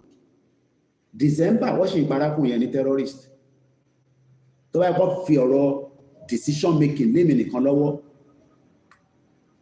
Ara òrókùn, ara òrò adìyẹ ẹ̀ṣẹ̀gan grandma, gbà tí mo náwọn àgbàlagbà tó wà lórí oyè, tó wà lórí ìkànnì wá máa ṣàlàyé fún mi dáadáa. Ara òrókùn, ara òrò adìyẹ. Tó bá jẹ́ kó fi dídẹ̀ mi nìkan. Ìtí mi sọ fún àwọn bàbá ní 2021 àti gbòòrò. Tó bá yẹ pé I take action yẹn ni, but I am not the leader. I am just one out of many of you that want the process done. Wọ́n ṣe passport yẹn kan sọ pé yẹn ta ló fún wa láṣẹ ẹgbẹ́. Ta ló fún Britain láṣẹ láti pè mí ní Nàìjíríà? Ṣé àwọn go according to the book nígbà tó ń pè wá ní Nàìjíríà? And I don't want to come and be doing program now because I just want to do what I want to do and just leave it. Just do your program and leave all the the languages that you say on the broadcast. Tó bá fi gbọ́ kó gbọ́ tó bá gbọ́ problem tí nìyẹn. Ìyà kúkú jẹ́ mi náà. Ṣé yà ń jẹ́ gbowó ni? Púpọ̀ ní ìyà ń jẹ. Ìyà ni mo rí ní gbogbo ìgbà tí mo wálé ní Tuesday. Ìyà burúkú lẹ́ ń jẹ. Just the basic motorway toilet pé ìgbẹ́ ń gbọ́n yànyàn fi yà síbi tó máa yàgbẹ́ sí kò sí. Tí bá páàkì tí mo yàgbẹ́ sẹ́gbẹ́ igbó tí tẹ́jọba gé mi jẹ́ńkọ́ ṣé yẹn normal ṣé society tó normal nìyẹn kéèyàn máa drive after 2 hours kó fi gbọ̀nsẹ̀ kó wá bọ́ sẹ́gbẹ́ títí kó máa bó kaka sí ṣé yẹn normal ṣé yẹn ti mọ̀ pé ìlú yẹn orí òpè ìlú tó normal nìyẹn náà ìyẹn nìyẹn ṣẹ̀wọ́ sọ fún mi pé ìlú yẹn ni kí mi wá gbé mo ń bọ̀ wá gbé ń bẹ̀ máa fi odindi UK sílẹ̀ máa gbé nínú ìlú tó ní respect. And I want to be very calm so because mo ti realize pé as mo sì ṣe máa ń sọ pé àwọn tó ń bá sọ̀rọ̀ yẹn púpọ̀ ní wọn understand nǹkan tó ń sọ ìyà ló ń jẹ lójoojúmọ́ ìyà inú ìyà lẹ́wà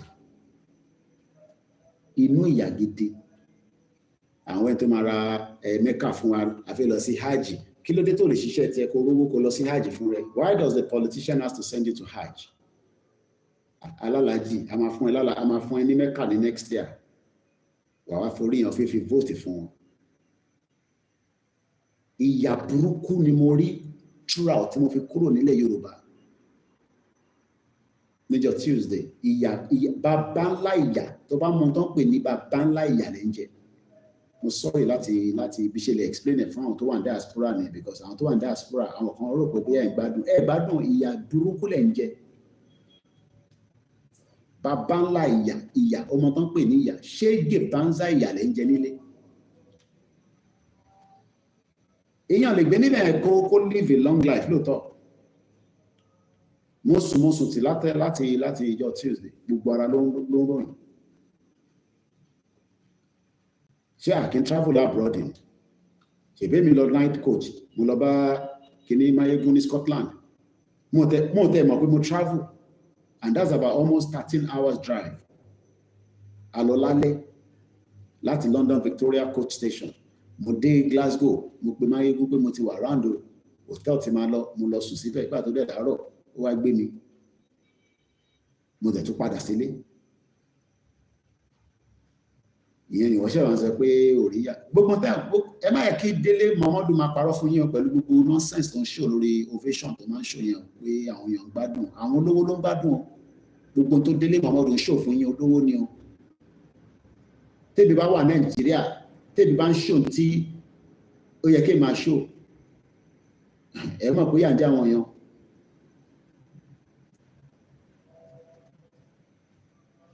Grandma Comfort Adele, when I travel in May for 1 month, when it's like hellfire. So I pity a young Yoruba tẹ̀sí ń sọ̀rọ̀ àwọn olóṣèlú ló máa bá wa ṣe. Mo ń wá àwọn schools láti bí a ṣe ń drive ẹ̀ mọ̀ àwọn tíbi kan wáyé máa wá àwọn ṣé school lélẹ̀.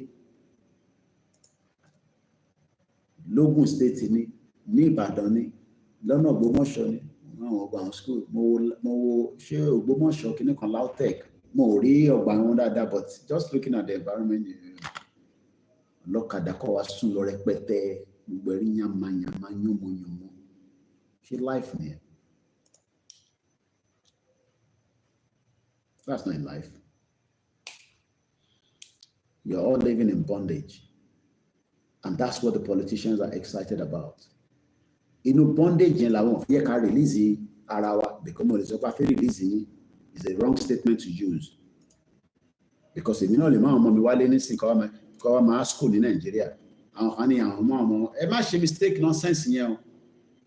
Come to America and better can come to some other African country. I'm not coming to Nigeria.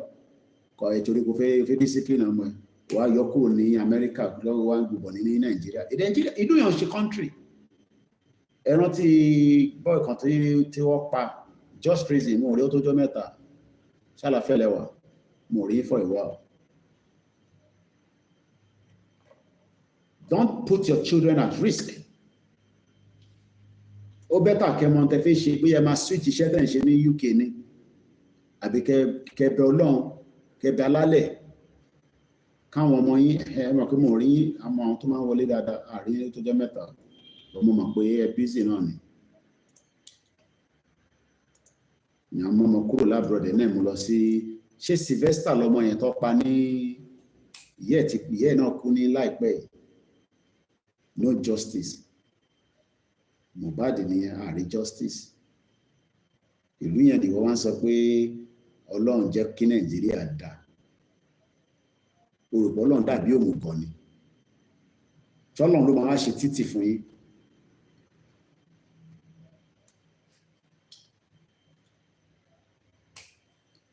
Mo sọ fún brother mi lánàá tó pè mí láti London.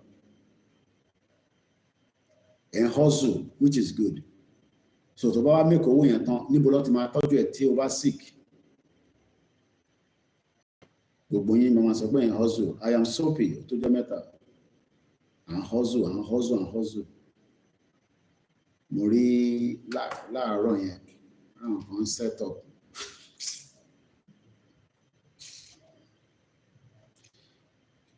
It's funny, but it's just a stupid thing to, you know. Bank ṣe máa wà tẹ́ máa wá ní ẹ̀rọ owó gbà nínú machine bank ẹ wá lọ ń gbowó lórí POS. Show normal.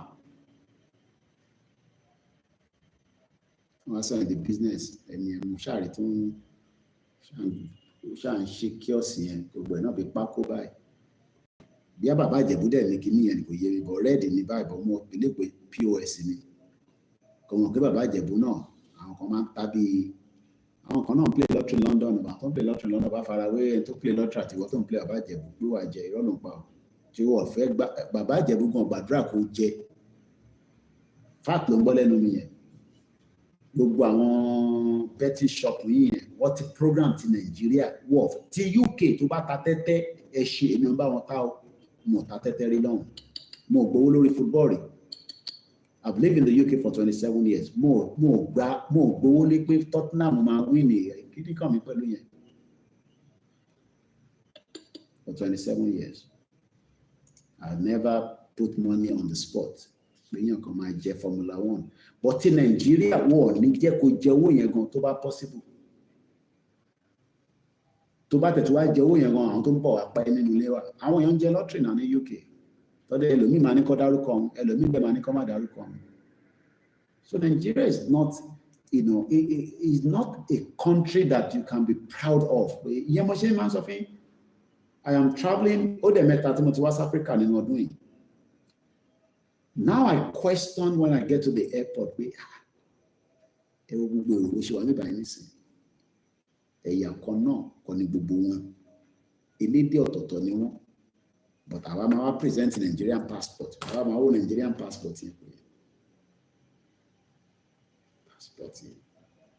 Ẹ̀yà mélòó ló wà ní passport ògbé dání? Èmi fi surname tiwa fi represent ìlú tí kò ń ṣe tiwa. That's the way I see it now. So make sense. Kò gbé Nigerian passport dání nísìnyí kò wá máa sọ pé I am in Nigeria. That means we represent Igbo, we represent Fulani, we represent Hausa. But abá dá ní passport tiwa tó jẹ́ ti Yorùbá passport tiwa and represent ìran wa nìyẹn. But ẹ fẹ́ bẹ́ẹ̀. So irọ́ tó tún gbé kalẹ̀ ní sí ni pé 2027 gbogbo ẹ máa dán rán. Ọmọ kì í ṣèdí bẹ́ẹ̀ bẹ̀rẹ̀. ilẹ̀kẹ̀ tẹ́lẹ̀ gbé sídi Tinubu báyìí nísìnyí wọ́n ti já mọ́ lọ́wọ́ báyìí ta ló máa wá bá tó ilẹ̀kẹ̀ yẹn padà beat ilẹ̀kẹ̀ lélẹ̀ báyìí nísìnyí planet ni gbogbo kìíní tó ń wọ̀ yìí oríṣiríṣi planet ni and planet are energy tó bá dẹ̀ ní ilẹ̀kẹ̀ má já síbí má já síbí ibì kan náà ló má padà já sí. Why should he continue to push against the opposite, knowing fully well that the only option tó wà lórí table òun ni dissolution kólúkálùkù dá dúró ìyẹn ò ṣe crime àgbà yìí bẹ́ẹ̀ ni but kò ready láti ṣe yẹn because ó mọ̀ pé agenda yẹn ó yàtọ̀ bẹ́ẹ̀ ni ẹ ṣe gan ni bàbá wa wọ́n ní Mr. Koiki, you are saying the truth. It is truly a program here for the indigenous of the country. Our indigenous people, our Yorùbá gbogbo la ń jìyà yẹn jù. Mo sọ mo ní mo rí gbogbo àwọn àgbẹ̀ tó ń gbé nǹkan oko àtẹ̀rí kan bí ata ọkọ̀ tó nínú báskẹ̀tì báyìí mo wo mọ́tò yẹn títí báyìí mo bàbá. Gbogbo àwọn amárin náà tá a bá lọlé. Lagos nìkan kọ́ ni ilẹ̀ Yorùbá o. Jẹ́rẹ́ lómi wọn wá àtàbá ti dé Lagos State everything work no tó bá fẹ́ mọ ilẹ̀ Yorùbá wàá dé Ògbómọ̀ṣọ́. Yes, you know, places are being opened up, but I'm talking about no kò sí development kankan. From what I saw on Tuesday, don't be deceived, kò sí development ẹ̀yọ kan bá mo ò dé Lagos o òyì tí mo gbà kọjá kò sí development kankan. All I say is smelly. I don't know. So bí ìyà yẹn wá táwọn èèyàn lọ́rùn bẹ́ẹ̀ yẹn ni I don't know. We know that olóṣèlú intimidate yín, we understand that. But reason tó ṣe lè intimidate yín ni pé if we pull together, it will be very difficult for them. Ó máa kò ní rọ̀ wọ́n lọ́rùn. Because gbogbo àwọn ìyá ọlọ́jà yẹn pátá nísìn wọ̀ tó bẹ́ẹ̀ kọ́ máa dìbò fún Tinubu ní 2027. Because wọ́n ti sọ fún wọn pé source of income wọn yẹn àwọn máa panú ẹ̀ mọ́ wọn lọ́wọ́ wọ́n máa gbọ́jà lọ́wọ́ wọn. But if we all stand together, we can tell them that fẹ́ ìjà but àní dìbò fún yín torí pé Yorùbá country la fẹ́.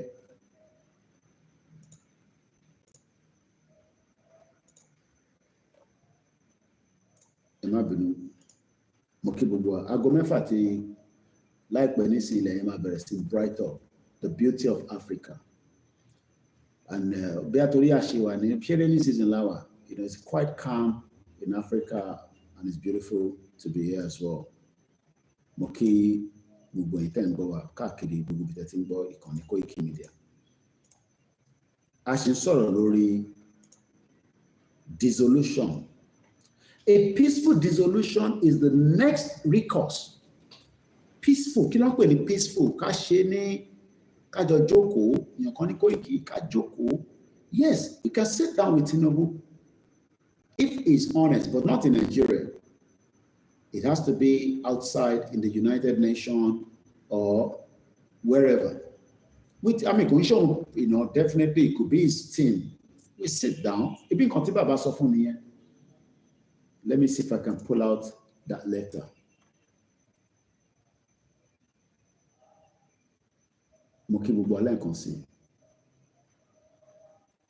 Behind another 1 hour, Tabati, our open phone line. Yoruba self-determination movement. Yeah. Baba kọ lẹ́tà sí Tinubu ní May 2025. Public letter to His Excellency President Bola Ahmed Tinubu, President of Nigeria, Yoruba self-determination movement. Your Excellency, President of Nigeria, and the most eminent son of our Yoruba nation today. Àwa ìrún Mokima, Yawa Adeshion Adelani Mofitotogin Grama. Àwa ìrún representing millions of Yoruba people, ní Yoruba land, ní diaspora across the world, títí dé Cuba, Brazil, Argentina, Portugal. Just reasoning, every other group takes advantage of the peace in Yoruba land.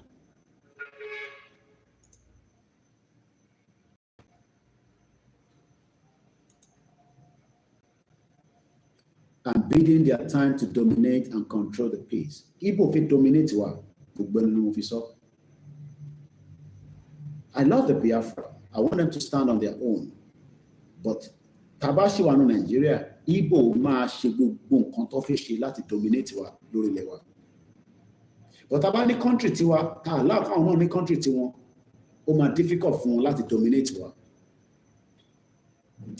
There are some people that want to dominate that land because one mọ̀ pé ilẹ̀ tá à ń rí yẹn. Yàtọ̀ sí pé a máa ń sọ pé ilẹ̀ ọlọ́ràá ni oníkinní kan tàbá náà ó jù yẹn lọ. Ìyẹn mo ṣe sọ fún wa tẹ́ bá rántí nínú program tá a ṣe láìpẹ́ tí mo sọ pé mo lọ sórí, let me pull it up quickly, UNPO X handle, X yẹn ní Twitter. And tó bá follow me lórí Twitter, ẹ gbìyànjú kẹ́ follow me, Koikimedia. UNPO, let me go and pull it up. I will continue to do more program around that area. And that was on the láti July 8th lọ posted, a ṣàlàyé fún wa nígbà yẹn pé Igbo nísìn fẹ́ rename àwọn àdúgbò kan tẹ́ pé tá careful within the next 10 years wọ́n máa sọ di Emeka community. Ṣẹ́rí bá ṣe ń gbọ́ Fúlàní community, ìgà Fúlàní, ṣégà Fúlàní ló máa ń pè wọ́n, àbí Abba Seriki, a máa bẹ̀rẹ̀ sí ní Ondo State, Abba Igbo, Abba Hausa, and many like that.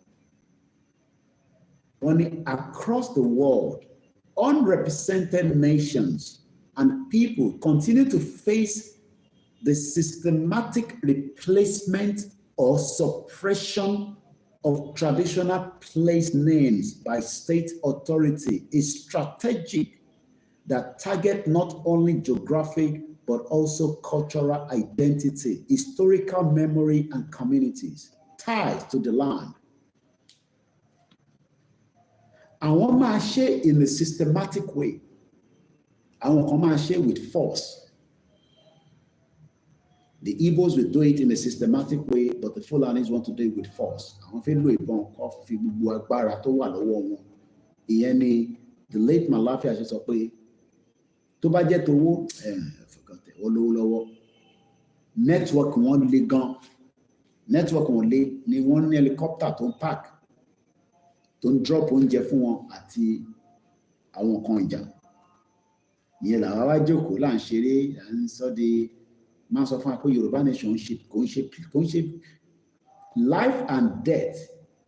When I'm an Igbo community, they will eradicate us. They will push us out systematically.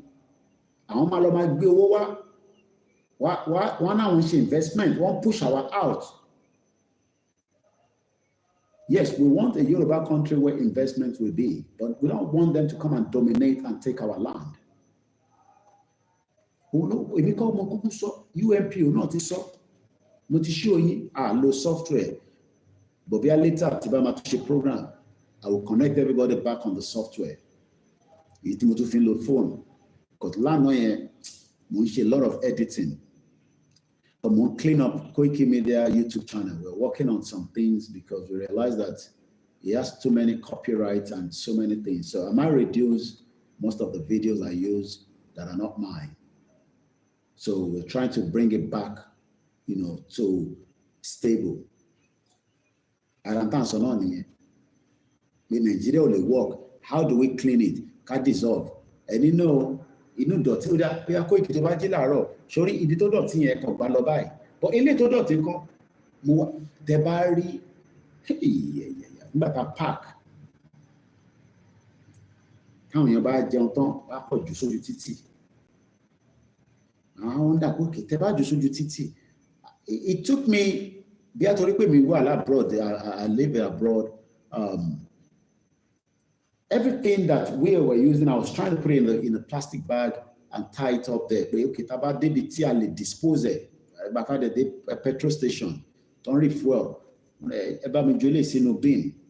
But others were just throwing it on the street, and I'm wondering, ṣé àjọ ló máa yọ kí in there Joseph tó di títì yẹn? Ó lè wà bẹ́ẹ̀ for the next 1 year, especially in plastic bag. Ó lè cause havoc. Ó lè ṣe many things, damage.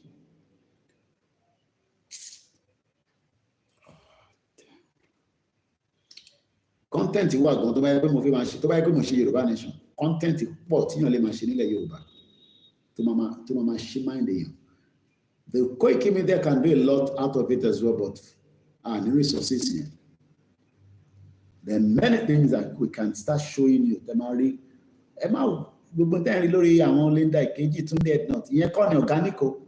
Ẹ bá fẹ́ rí organic táwa bá ní funding yẹn, màá show you raw footage of organic tó ń lọ nílẹ̀ Yorùbá. At least bó jẹ́ state kan la bá mú, ẹ máa rí pé nígbà tá à ń padà bọ̀ tá à ń bọ̀ láti Ògbómọ̀ṣọ́ yẹn,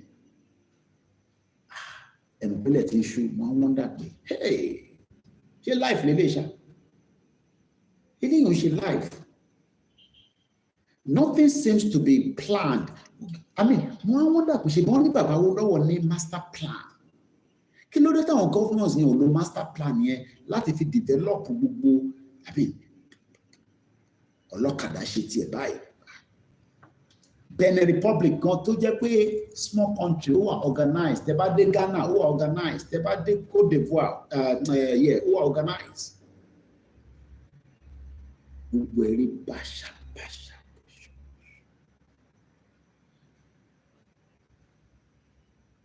That is not a life. It's not a life. So agenda àwọn ẹ̀yà ni pé kó gbalẹ̀ yẹn mọ́ yín lọ́wọ́. Bí Peter Obi bá débẹ̀ to the president, ó máa ṣe worst ju èyí tí Tinubu náà ṣe lọ́wọ́lọ́wọ́ ẹ̀. Tátìkù bá débẹ̀,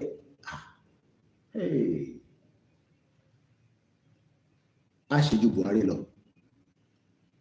Tinubu gan wà níbẹ̀ kò satisfy àwa. So kí wá ní àǹfààní?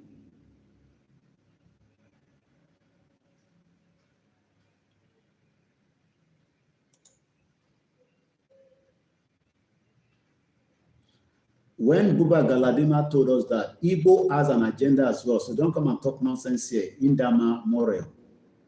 You have agenda to take Yoruba land as well. I'm not stupid, okay? Abikilo answer Siriba.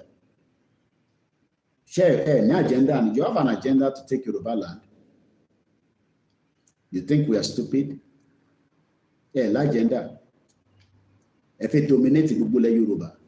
Yes, Buba Galadima also said what Buhari said, but does that mean that Igbo doesn't have an agenda as well? You guys have an agenda. You think Yoruba people are stupid? Eja agba country wa tán. Yoruba ní ẹjẹ́ àkọ́kọ́ lé ẹlẹ́yọ̀rọ̀ lọ́nà. No, mo ń bọ̀ wá explain fún ẹ. Ìṣẹ̀ṣẹ̀ wo ló gbé mi sórí bí jókòó. I'm coming to explain that to you. I'm coming. Jókòó sí bíbá, mo ń bọ̀ wá ṣàlàyé fún ẹ gbọ́. Mo ń bọ̀ wá ṣàlàyé fún ẹ. Yorùbá ní ẹjẹ́ àkọ́kọ́ lé ẹ̀ṣẹ̀ ìyá mi ṣe mo gbà ká kọ́kọ́ lé ẹlẹ́yọ̀rọ̀ lọ́nà tán. Ká tó wá padà sí òun lọ̀rọ̀ tí because Yorùbá ní a lè ti gíná méjì at the same time. Ẹjẹ́ àkọ́kọ́ gbalẹ̀ wa tán. Bá bá gbalẹ̀ wa, wá mú ta máa ṣe. Ṣìbẹ́ ilẹ̀ bàbá wa ní. Yes, Buhari told us he was coming to take Fulani to remain in Yoruba land. But ẹ̀yin náà lájẹ́ndà. Ṣé lájẹ́ndà ni? Mo sọ pé kí ni explain fún ẹ. Ìwọ ló gbé mi sórí ìjókòó bí báyìí. Mo ń bọ̀ wá ṣàlàyé fún ẹ. Okay? I'm coming to explain to you.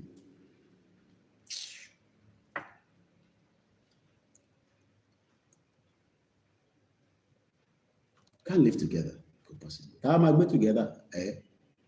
Gbogbo Igbo tó bá máa gbé nílẹ̀ Yorùbá gbọ́dọ̀ sọ èdè Yorùbá ni. Tó bá ti lè sọ èdè Yorùbá, wọ́n ní láti gbé. Gbogbo Igbo tó ń gbé, èmi máa ń rí wọn ní Turkey. gbogbo wọn ti kọ́ èdè àwọn tẹ̀ máa ń kọ́ èdè dáadáa tẹ̀ bá dé Germany Igbo ń sọ German burúkú Simon Ekpa náà Igbo ń sọ Finnish ó gbọ́ dáadáa gidi ni o he's a politician in Finland but tó bá dórí ilẹ̀ tiwa ó fi kọ́ èdè tiwọn ló fi dominate tilẹ̀ Yorùbá ó fi èdè tiwọn ó fi dominate wa gbogbo wọn lọ́la agenda wọ́ọ̀dẹ̀ ready láti padà lọ sílùú tiwọn wọ́n á nítorí pé we are one Nigeria so one Nigeria fún wọn ní right to live work and live anywhere and do business but tá bá gba country wa not everybody has the right to live in the UK ìyẹn ní UK ṣe ń deport àwọn èèyàn why is America deporting people not everybody has the right to live in America.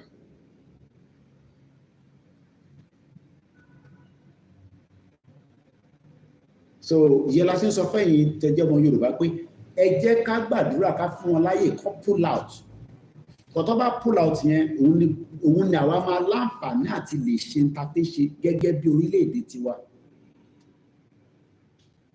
Bẹ́ẹ̀ ni ìyá mi grandma Obi and Atiku will be worse nothing can work Tinubu gan rí nǹkan ṣe Obi yẹn kẹ̀rí bá 419 gidi tẹ bá rí olóṣèlú tó jẹ́ 419 òun gangan ni let me do one time. How can you fix Nigeria in one time? So possible. Is Nigeria going to be fixable for 4 years? Where do you want to start? We're talking about a system that Britain has corrupted with the Yoruba politician, Igbo politician. Ewo Otom. Remember I did an interview with Otom. You would think that Otom is an honest man. Baba criminal ni gbogbo wọn látòkè délẹ̀.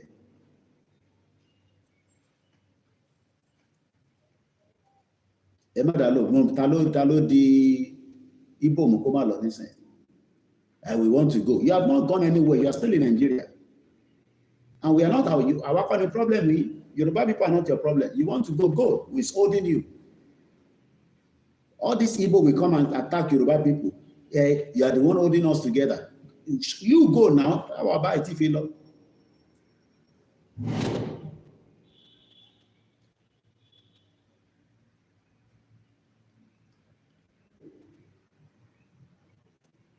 But they can't go anywhere because Yoruba land ó ti ràn mọ́ gbogbo wọn lójú. Gbogbo wọn pátá. Ìyẹn mo ṣe sọ pé ọ̀nà méjì ọ̀tọ̀ọ̀tọ̀ ni ìbọn ni Fúlàní ń lò but èyí táwọn náà ń lò tẹ bá walk it down ẹ rí i pé tẹ bá fún Ìgbò láyè in another 30 years wá dominate gbogbo ilẹ̀ Yorùbá pátá. Ẹ ní rí mú mi. I will say the truth. Ìbá ń ṣe ní ẹṣọ́ mọ́ alẹ́. Èmi ò rẹ̀ ṣe máyégún general tó lè sọ́tọ̀. Ọmọ gidi Yorùbá lè mi. I want Biafra to stand and I will support them on that. But lórí pé èyí tó fẹ́ Biafra ò lè mi. Igbo tó bá ní wọn fẹ́ Biafra púpọ̀ nínú wọn dẹ̀ fẹ́ Biafra. Because wọ́n fẹ́ kí Peter Obi náà wá di president kọ́ lè rí agenda yẹn mú jáde dáadáa. Just like bí Tinubu náà tẹ́yìn kan tẹ́rọ pé Tinubu máa fún yín ní agenda. Tinubu is not going to give anybody agenda. Tó bá ń dúró pé ọmọ Yorùbá o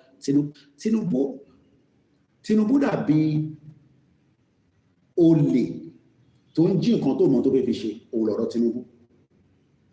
Olè tó ń jí nǹkan ó jírí tó bá wọnú lé nísìn tó bá jírí mọ́tì ó kì bí àwọn àrílò lọ́dọ̀ tí ẹ̀pọ̀ kí ló fẹ́ fi ṣe. Òun ni bàbá kí tó ìṣọ́ fún mi pé olè tó jí kàkàkí ọba ẹ bá wa bí pé kí ló fẹ́ fi ṣe. But what I want is that thing you are saying. Voting 50, picture, lifestyle. Ìwọ tí wọ́n náà pé 50, bó tẹ̀lé ṣe tó voting, ó jẹ́ kí wọ́n náà lè celebrate kó pàdé ẹ. But we know how these are, how they operate. Just put somebody there front and then operate at the back. Ìyẹn mo ṣe ṣòfìlà lẹ́ẹ̀kan pé tí bá tún ṣòfìlà yìí nísìn. Bó ṣe wà nísìn tí bá tó gbé nísìn pé kí ló wà lẹ́yìn ìfìlà yìí ta ló tún lè sọ tó wà lẹ́yìn ìfìlà yìí fún mi òun lọ̀rọ̀ lẹ́ Yorùbá fìlà tí mo fi wọ̀nyí nísìn ta ló tún lè sọ nǹkan tó wà lẹ́yìn ìfìlà tí mo fi wọ̀nyí ẹ lè mọ̀. So agenda Igbo nílẹ̀ Yorùbá àwọn náà lágenda Fulani agenda kúrò he has been there for decades. Fìlà náà ló tún wà ńbẹ̀.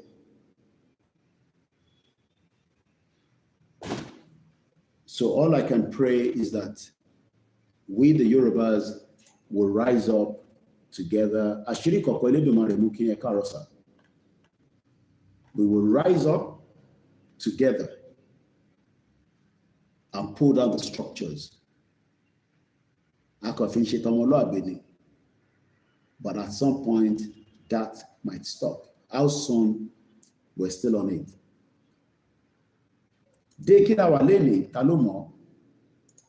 As the Yoruba Nation Mega Rally continue to forge ahead. De Kilawa Leni Talomo Kowaso. De Kini Yoruba Nation Mega Rally. De Ulawa Leni Talomo Kowaso. Moki gbogbo ẹ̀yin tí ẹ jáde níjọ́ Tuesday.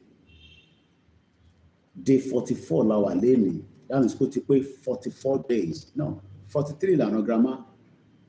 We were 43 yesterday. Aziz Shakiru Muki, 44 lawa grandma. Onsu kere. Ọ̀rọ̀ yẹn dàbí tí President America bá wọlé, wọ́n ní the first 100 days. 41 etimisel 44 lawa. I post it almost all the time just so that nobody thinks that it is already done and dusted. Every day, la man post a sita, Monteti post it, Roy. Day 44 lane, Yoruba Nation Mega Rally. At some point, it will become bigger and bigger. Country 42, day 44. Only the idea, but the bigger picture is ọ̀nà tí gbogbo 2027 tí kò ní ṣe é ṣe fún àwọn olóṣèlú òdìbò káwa náà make sure pé a gbìyànjú gbogbo tí Ọlọ́run fún wa lágbára. I understand. I am not, you can see that I didn't block you and I'm also responding to you. I have no issues with the Igbos, but what I'm saying is that let them have their Biafra. We have our Yoruba country. We take full dominance of our land. That's all. Igbos lives in America. They're doing very well. Just like Yoruba lives in the UK. They're doing very well. But what I'm saying is that everybody, as even Yoruba people, if we have opportunity, we take your land as well. It's human nature. I don't want a land where our people is subjugated because of other indigenous people. I want us to trade. I work with a lot of people across the globe. I don't say just Igbo people. I've lived in the Western world, so I know what it means to live with others. I travel with people on the aircraft from different parts of the world. This person where they put my seat together, I don't want to sit together with them. But there's agenda. Yoruba has agenda. Tinubu is running that agenda. It doesn't favor the Igbos. It doesn't favor Hausa. Fulani are not certain. Even as much as we disagree with Tinubu, the structure don't belong missing. Well, like it, they're not comfortable. I want to start seeing the sun as it's coming out. The beauty of Africa. You let him muddy there. In another 30 minutes, it becomes fully bright. Agenda Tinubu missing is affecting. Okay, àwọn tó wà ní Canada, bẹ́ẹ̀ ni grandma, they are still in day 43. You can see that, but still in day 42, Mr. Idris. Àwọn grandma nìkan ni only right láti sọ pé àwọn wà ní day 43 because àwọn tó wà ní Canada, they are going towards the mid-morning. Kí ni time missing grandma lọ́dọ̀ yín? The world is a beautiful place. I pray you travel out of Nigeria and understand why we want freedom. I have a lot of videos that I'm still going to upload on my visit back to Africa. Yes, I understand the seaport is the reason why they're there. But again, if you go to Ondo State, where our people are now complaining a lot. You would understand it's not just about the seaport. I have somebody in Canada right now. See the intimidation that they're giving him on his land, the Igbos, in Ondo State. And Ondo State is not Lagos. So when we talk, I'm not talking about, people think that when someone like us is talking, we are comparing it with the Igbo in Lagos State. But I'm looking at it from outside Lagos, Ogun State, Oyo State, Osun State. Adeleke was almost going to sell our Osun Osogbo to Igbo people. And that's our own heritage. So you're telling me that there's no agenda. We know that Adeleke has an Igbo blood. We know what Akeredolu's wife did in Ondo State. So when I'm talking, I'm not talking from Lagos State perspective. I'm a journalist and I'm not stupid. I love the Igbo people. I want them to have their Biafra, but they will dominate us. But I don't want to use it as an eye mark of my broadcast all the time because I am not Mayegun and you're not paying me for this service. You pay Mayegun and that's why he talks nonsense on his program. He can't come with factual right of what he wants. I want a Yoruba country. I want Biafra to go. I want Middle Belt to go. But Mayegun Montofe, we cannot continue to do analysis and be pretending that the real deal is, no, we can't restructure Nigeria. Nobody, Tinubu is not going to restructure Nigeria. If anybody is waiting that Tinubu is going to restructure Nigeria, you're wasting your time. Okay, our Darapọ̀ Brooklyn. One, it is 10:32 p.m. in Canada, and another part of Canada, it is also 11. I saw that as well. I think 11:31. So that means two different parts of Canada, two different timing. So the agenda is real. And we are not one. This is why we are saying to Yoruba people that always come and say, we don't want Igbo, but we still want to be in Nigeria. No, you will have Igbo in Nigeria.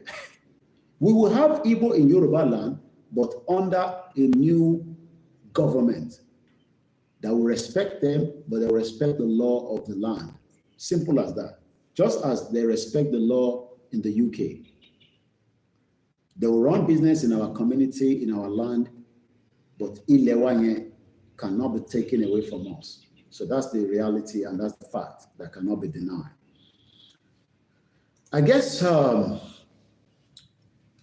should, Akeredolu married from Imo State, Ambia village. Okay, I didn't even know that, but I know that they said the wife is from Beni Babami Adeoye, day 44. Now, Ashiwa Lori, the topic of the day. But Baba Kitoye told Tinubu in his letter in May that there are things that can happen if you do not accept the dissolution of Nigeria. There are things that can happen. Many things can happen. Because this coming election, if Tinubu rigs it, it would also bring chaos and war. Now that Ejeka take our mind whether Buhari died in 2017, let's go with the official that he died in London some few weeks back. Let's go with that. Now, Buhari is the godfather of the northern politicians. After Sultan of Sokoto is Buhari. Nígbà tí Buhari ti kú nísìn, it gives room for everyone that are worried that if they move out of the APC because of Buhari, because even if Buhari was still alive, and I'm not going with the format that he died in 2017 that they told us, I'm going with the one that we know officially. It will be difficult for Buhari to come out and denounce not being part of APC anymore. Ṣé nǹkan tí mo sọ yé wa? Ẹ mọ̀ kó máa ṣe díẹ̀ pé kí Buhari jáde. Ilẹ̀ Yorùbá máa dúró ti dúró kò sí àní-àní kankan mẹ́ẹ̀. Ẹ ṣé gan bàbá mi Ọlárẹ̀wájú 1980 lórí Instagram. Yorùbá self-determination and more of àwọn èèyàn wa wọ́n ti ní interest ju ti tẹ́lẹ̀ lọ because reality ti ń dawn on them. Etí bàbá Akíntóyè ń ṣàlàyé fún Tinubu ni pé no matter what you say, as the president of all Nigerians, which we are, I'll call it Nigeria, but officially, Nigeria is still a country, like I always say. Officially, globally, Nigeria is recognized as a country. There's no way that says Nigeria is not a country as at today, as at now. We can only pray that it breaks out as quickly as possible, and that is the beauty and the power of what we are doing. Láti ṣí àwọn èèyàn wa slowly and steady, láti opt out kúrò ní Nigeria. Bẹ́ẹ̀ni, ká dúpẹ́ lọ́wọ́ àwọn baba ńlá wa, because in tá à ń ṣe yìí kò ń ṣagbára wa. Àwọn tó nílẹ̀, àwọn onílẹ̀, àwọn ní ká dúpẹ́ fún, for giving us the privilege láti jẹ́ kí a tètè mọ̀ pé ojú ọ̀run la wà látijọ́ ẹ̀. Ẹni tó bá bá gbogbo ọdún mi pàdé tí mo ṣe láàárọ̀ ẹ̀ àti fi síta báyìí, ẹ bá mi make sure pé ẹ̀yin náà bá wa share kó kárí ilé. Mo ní láti lọ ṣe coffee.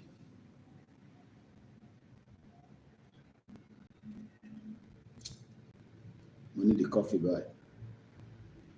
Mo fẹ́ ṣí phone line mi, so I must switch phone quickly. Ẹ̀yin tẹ́ wà lórí Instagram. Mo kí gbogbo ẹ̀yin tẹ́ wà ní Canada o.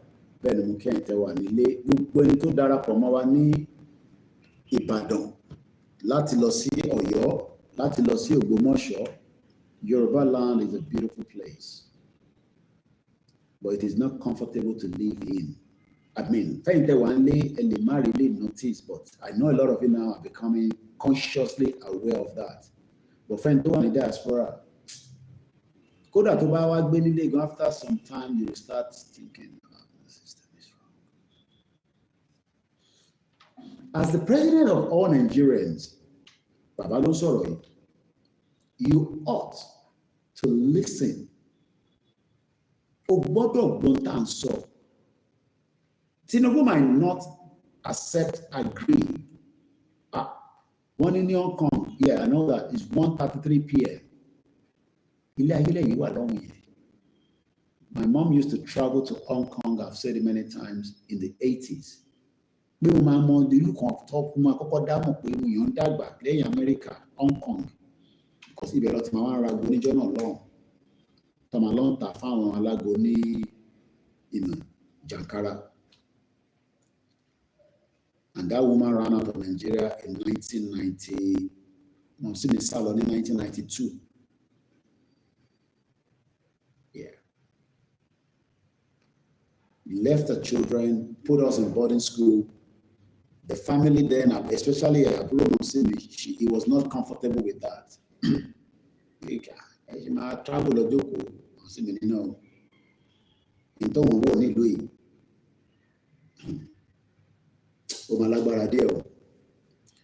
It's a foresight. Foresight yẹn nísìn là ń pariwo nísìn àwọn kan torí pé ẹ̀yin wà comfortable ní Canada, ní America, ẹ̀ ń rí dọ́là fi ránṣẹ́. Èmi náà send because channel wa kan gbogbo owó tó san fún mi ní àná £199 WD76 àwọn super chat ẹ máa ń send sí wa yẹn, so kò ń ṣe owó kan tó ṣe gbẹgẹrẹ kan, so mo send £70 síra mi nínú ẹ̀. Oko change kékeré mo fẹ́ fi díẹ̀ àti rí 200,000 naira towards owó ẹrù tí mo fẹ́ gbà 675 ni. Sèmi náà mo ṣáà à ń towó yẹn jọ bá ṣe ń tùjọ náà àwọn kankan tún ń jẹyọ, so mo ṣáà ti save 200,000, I should need the 475,000. Kò mo fẹ́ make sure pé mo gbé ẹ̀kọ́ tó bá ti máa fi di next week kó má lọ wọdún mortgage, so mo fẹ́ gbé ògùn yẹn jáde pẹ́ jù lọ́la lágbára Ọlọ́run. So táwọn yẹn bá rò kó bí a jókòó sórí YouTube à ń gbowó máa wọ́n dà pé nonsense.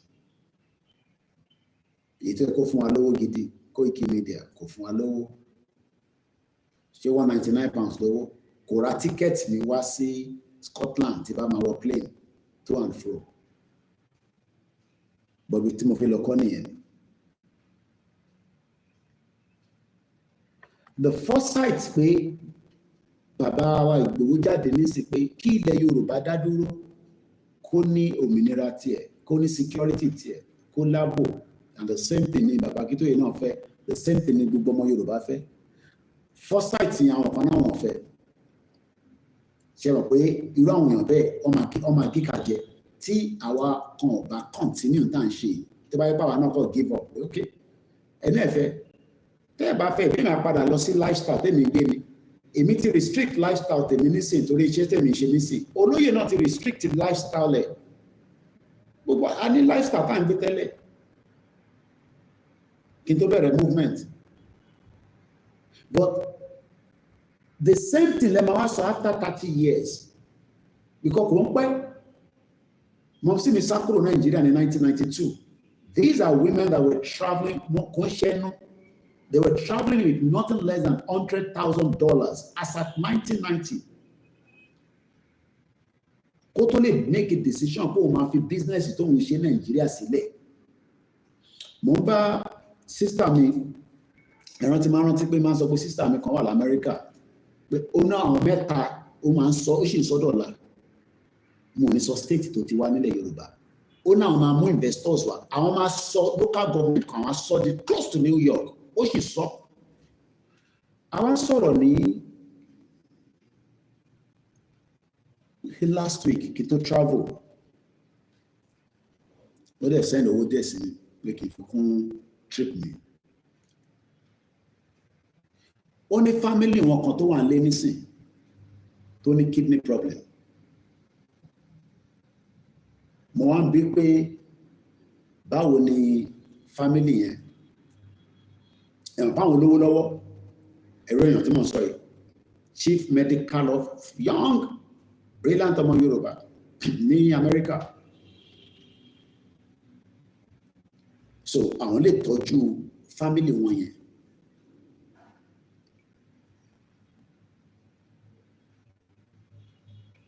ó jẹ́ kó yé mi pé family wọn yẹn kó tó di pé ó ní kidney problem anybody can become sick at any point. Bẹ́ẹ̀ ni bàbá mi Yínká Ògúndélé wọ́n ní all these criminals are not for the masses. They think all the police. Ó ní shopping tó máa ń ṣe fáwọn ọmọ ẹ̀ aṣọ tó ń wọ̀ Amẹ́ríkà ló ti ń rà kó tó di pé ó sick tó ní kidney problem yìí. Kí ló máa ń gbowó kúrò lọ́wọ́ èèyàn yàtọ̀ ságbà náà? Mo ń bí èèyàn wa tàjọ́ mo kí àwa kó ẹ̀ka ọ̀rọ̀ ẹ̀kọ́ ojúmọ́. What is the major thing that takes money out of you quickly? Pé tí wọ́n bá náwó ṣìgìdì owó nísìnyí wà ní bank ó ti ra lé oní góòlù oní gbogbo nǹkan. Thank you so much, sister wa, our sister from the Biafra. Àtijọ́ argue ó ti sọ níbẹ̀ nísìnyí oní Koiki health care. Thank you so much. Health and medication, sickness. Ọlọ́mọdé aráìsàn. Mo bẹ̀ wá, Ọlọ́run jẹ́ ká aráìsàn, but the globalists want us to be sick. Gbogbo ala ní ìta manage o. Kò sẹ́ni tó ní tiẹ̀ lára. But what can treat us? Ó wà nílẹ̀ Yorùbá, ó wọ̀ fi jẹ́ kó jáde. Yes, separate. Now, within months, this man that has that money that can buy clothes for the children, tó lè ra in town. Oh, mo kí bàbá mi, mo rọ́wọ́ yín o, bàbá mi Ọlárẹ̀wájú ẹ̀yin àtàlájì ní France. Send owó sí mi láti jọ́ tí mo ti West Africa, kò dáa rárá. Mo mọ̀ pé ń ṣe sí gbogbo platform, pé máa rántí Koikimedia náà. Pé Koiki ó kéré gba 100,000 naira. Send owó sí mi. Kò dáa. àwọn ọmọ lè challenge àwọn èèyàn mi ní àwọn àtàlájì France lọ́wọ́ ẹ ṣe gan. Within time, what are later everything, kidney, to ṣe dialysis the man to mama gba dialysis treatment, what everything down, motor everything. If Nigeria was working, who takes care of the healthcare? Healthcare is not free in America, neither is it free in Canada. It is partially free in the UK, but they're trying to change it now. It is partially free in the UK, but it is expensive. In America, you must have health insurance in America. But I send the Osimio, Mofik Berujade, Kosoto Kero, Mumbajo, I could have come up and know him to call 200,000 and see account ìyàwó mi ní sìn pé kí n má lọ ná báwo ọkùnrin bówó bá ṣe ń wọlé bùkátà oríṣiríṣi akọ máa jáde tó bá dẹ̀ lójú àánú bíi tèmi báyìí bówó yẹn ṣe ń wọlé báyìí àtúntò jáde ni. You're right, my sister Nadana Murray. Health and medication. Ṣé rántí pé Adétọ́n, that our sister that called Tinubu out all the time, she said she was having beer headache or migraine, and they were almost going to operate it in Nigeria until she got to London because she has whatever right to get to London. And I believe she's not on visa because you cannot go on visa and go to healthcare in the UK. So I believe Adétọ́n has resident permit or she has a British passport. I'm sure many of you saw that video. Come on, see me now, send the same. One of the tablets that she said she was buying before she traveled, I think is almost close to $500,000 or somewhere around that range. So when I was asking this, my sister in America about their family friend, Tommy Kidney, well, they are praying that they find somebody quickly that can do transplants, you know. But for now, they are sorting out the dialysis part on behalf of the family. And I now ask, you know, the wife, see, the wife is not doing anything more because as at the time,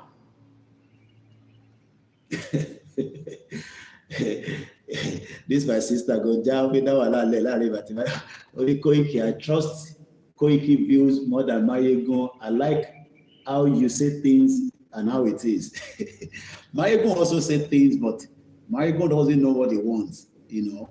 Let us all focus on the breakup of Nigeria, but people will say, like Aisha Yusuf say, how can I remember I watched one of her video, you know. Let me not go that side anyway.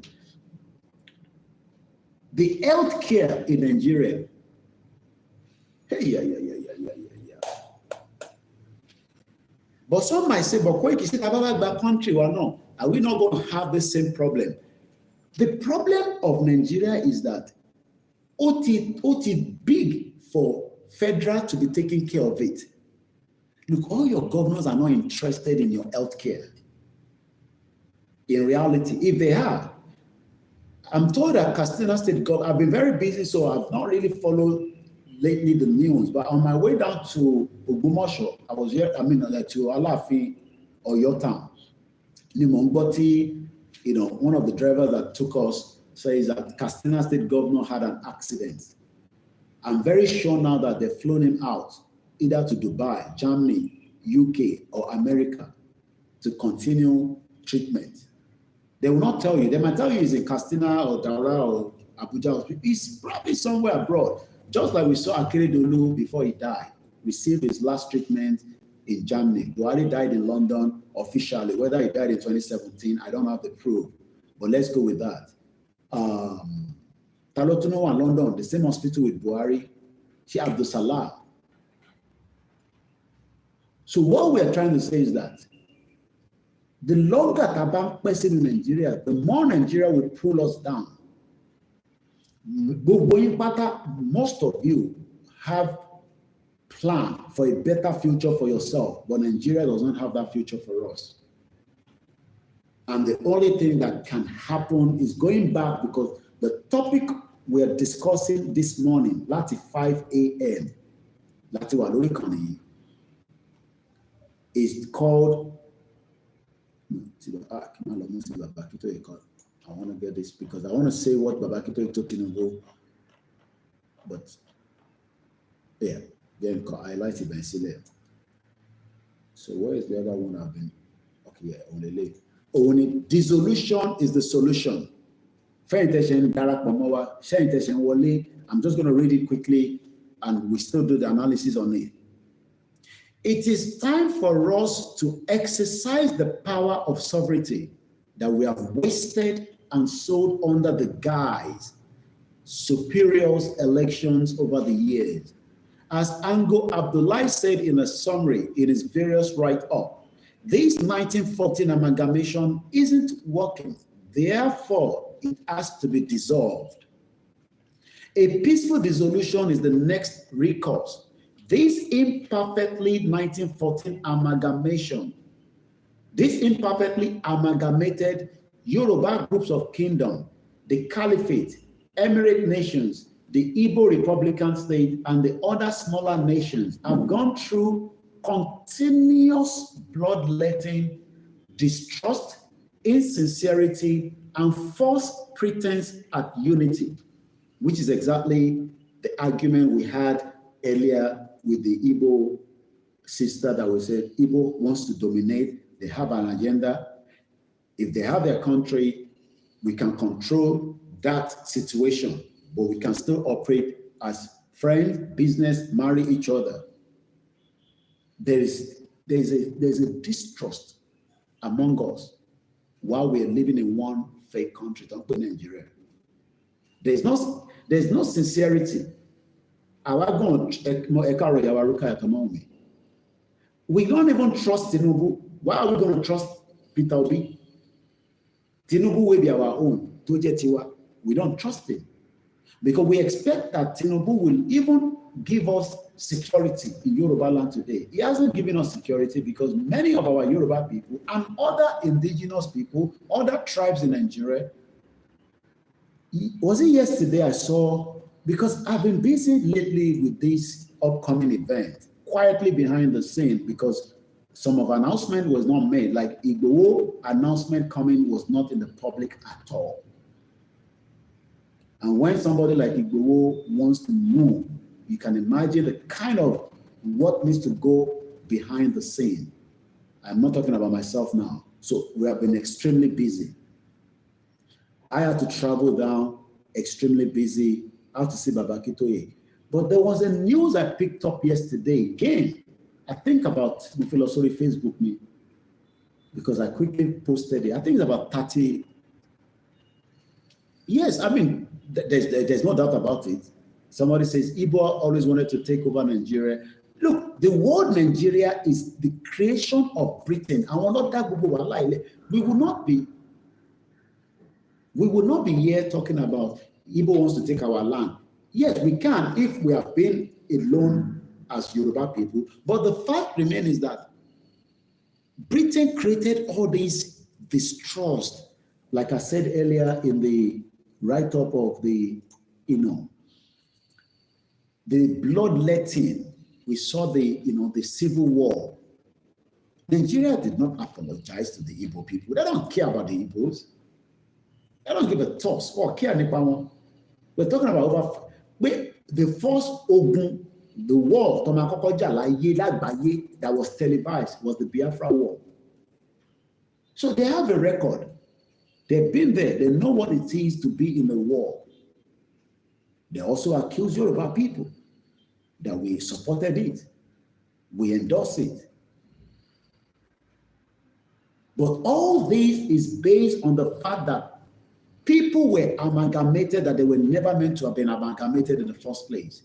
That would not have meant that they cannot be bloodletting, there cannot be distrust, and there cannot be insincerity. But only what these old tribes, indigenous people have experienced in Nigeria of today.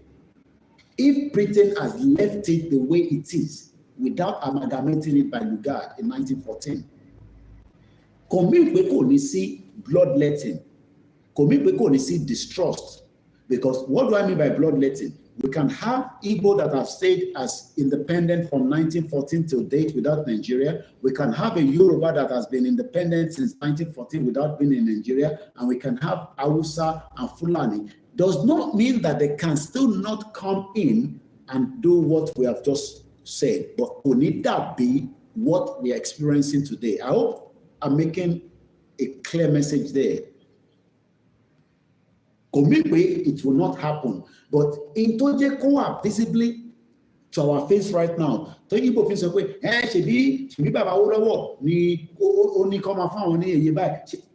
all this would not have happened. So the whole bulk of our problem is Britain. Like I've always said. The problem that we might think of, we hate Igbo, Igbo hate us, we don't like Fulani, Fulani wants to take our land, we don't like Hausa. All this big problem is created by Britain.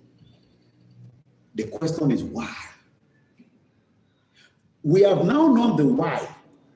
What is the solution now is the dissolution. Some people are now still saying, no, let's sit in comfort. Let's talk about our unity. What unity are we going to talk about?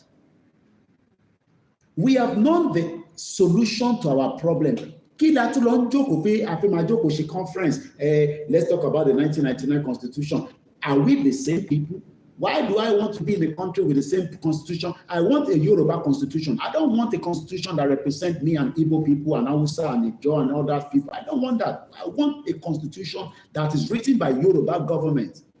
I want to be in a Yoruba country that represents me. I don't want to be in Nigeria because I am traveling now through London Heathrow Airport. I am questioning my Nigerianness now. That's it. Am I in Nigeria? Because as long as you are still in that country called Nigeria, whether you are there or not, as long as you are still being known as a Nigerian, when you are the only thing you cannot be in Nigeria is when you are nationalized to another man's country, like many of us. And not everybody has that privilege. Am I making sense? So I'm speaking on behalf of those that are not nationalized. Because when you go to British, I've told you, not everybody has British passport. All these your uncle when they are abroad, none of them get American passport. And if you're in America today, I pray that you understand that things are becoming difficult with Donald Trump. We have heard that people travel out of America. They cannot return back to America because they don't have American passport. They are now stuck in Dubai, stuck around the world because they have what they call green card. Green card is not nationalization. It's just what they're giving you that is superior to visa. With a green card, you can go in, come back, you have the right to work. With a visa, you cannot go to America and go and work. If they catch you, you will go to prison. The same thing in the UK. So this is the kind of what we will have in Yoruba country. People cannot just come in and say, oh, we're going to go to, but a Igbo man can travel from Inewi and come to Lagos and live in Lagos and nobody has the right to stop him. Yes. That's what we are saying. But I want the same person to come, but I want him to go and apply for a visa. Or if there's not going to be a visa because we have lived together as country to country, as country before, there will be what they call immigration rules. You can't just come in anyhow anymore. We've got to take your fingerprint. We need to know who you are. What is wrong in that? They don't want that. So they want us to sit together in comfort and tell lies to ourselves. We will be well. By 2075, Nigeria will be great. The same country that put us in this mess is telling us Nigeria will be great by 2075. It won't make sense. And that is why I said lies. So going further in that discussion, a peaceful dissolution is the next recourse.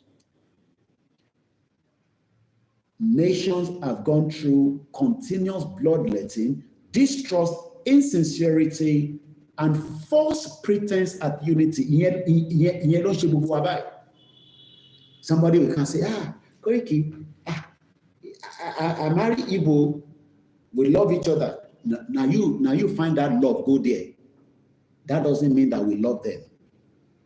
That doesn't mean that they love us. Does the Fulani love us? No. Buba Galadima told us that death brought Buhari for their own agenda, and Yoruba people think it's a joke. And as we speak right now, according to Nigeria, they have carved out the Kwara part into North Central. They are not putting the. Do you see Governor of Kwara State to come and have Southwest meeting with us? We know that Kwara is our own, but officially in Nigeria today, Kwara is not Yoruba land. Yes. Officially,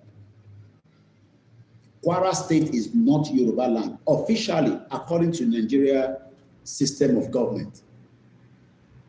Because if there is kilodetics, Governor Obama Shepadi, when Abiodun and the rest of the governors are having their own meetings, the Southwest governor, Shemari, Governor of Kogi State, no. That tells you that those two parts are not classified as part of Yoruba land.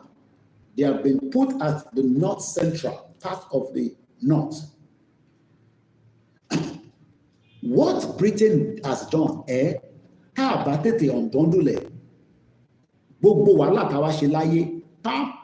a wasted one. I'm not talking about the I'm not talking about that now, because I've not been there. I don't know what is happening there. I'm talking about the Itau physically that me and you can see. We are right here now. We can see it. We can see it, we can feel it. We can understand it. Why then are we not fighting towards it with everything that we have? With our strength, with our money, with our prayers, to make sure that this country dissolves and goes back to where it is for peace and less bloodletting. Distrust. But at least we would have taken back Yoruba land and have a Yoruba government, a Yoruba country. So you are thinking that Nigeria that Britain created will be okay because you are looking at the diaspora that are Nigerians and thinking most of them are now British citizens. They are no longer Nigerians. Most of them. Most of those people that are living in the UK, they are Nigerians. They are not. Okay, let me tell you, Kemi Badenoch. How many of you know our sister Kemi Badenoch? Do you know what she said recently on Nigeria? Should I tell you? Moki Awatitilayo. 2 days ago, she's now currently trending. And I want to stop using videos for now because we're trying to work on so I'm going to read it out. So my team has asked us to reduce the amount of, using people's video. I can do my talking, I can read article, but we will stop using videos for now. Because I feel Jigu YouTube channel. So I might not be using a lot of videos as part of my broadcast for now, no matter what the video looks like. But I can read articles. Now, 2 days ago, 1824, right? July 22nd, African Report. Kemi Badenoch, the UK Conservative leader citizenship statement stirs anger in Nigeria. Kiloso, I'll read it out. Kemi Badenoch claimed that Nigerian women cannot pass citizenship to their children as spark outrage at home,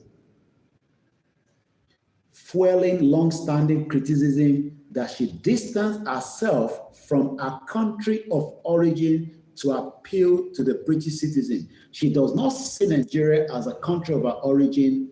She sees Yoruba land as a country of origin. She might not tell you this. So somebody like her is no longer seeing Nigeria as a country, whether you like it or not. She sees Nigeria as part of what Britain created for whatever reason. That she is now the leader of a political party that is number 2, that has been in government continuously until power was taken away from there. Let me read that again. Kemi Badenoch claimed that Nigerian women cannot pass citizenship to their children. Kemi Badenoch, the leader of the Conservative, is often called the world's most successful political party, maybe one of the most prominent Black women in British politics today. But in Nigeria, the country of our parent, the world Nigeria is what I, Olayomi Koiki, Babakitoye, Igboho, YSDM, and all people that believe in the right to self-determination is questioning that name, Nigeria. They could have said, if Nigeria was not put together in 1914, they would have told us in this article that Kemi Badenoch appearing from Yoruba land, but the word Yoruba land has been omitted. What Yokuro? This is why I am telling you that every time I travel through the London Heathrow Airport, I am questioning that word Nigeria as my identity.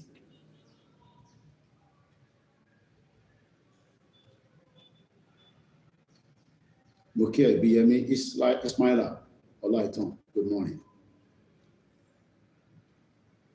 Shimon makes sense. I'm questioning that word Nigeria. Kini Nigeria, talo created láti bo síbo. So possible ko reverse, o possible then kí ló dé tó fi reverse. Ìyẹn ṣe gbọ́dọ̀ mú tàjẹ̀ sílẹ̀ wa. Ìyẹn ṣe gbọ́dọ̀ di pé a fẹ́ para wa, a fẹ́ yìnbọn fúnra wa. A lọ bá wọn bá wa, a fẹ́ Yorùbá nation, a fẹ́ security. Kí la máa ṣe sí?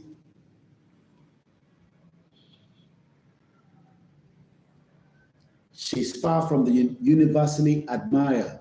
For many of our compatriots, she represents not a source of pride, but a cautionary tale of political ambition detached from ancestral royalty.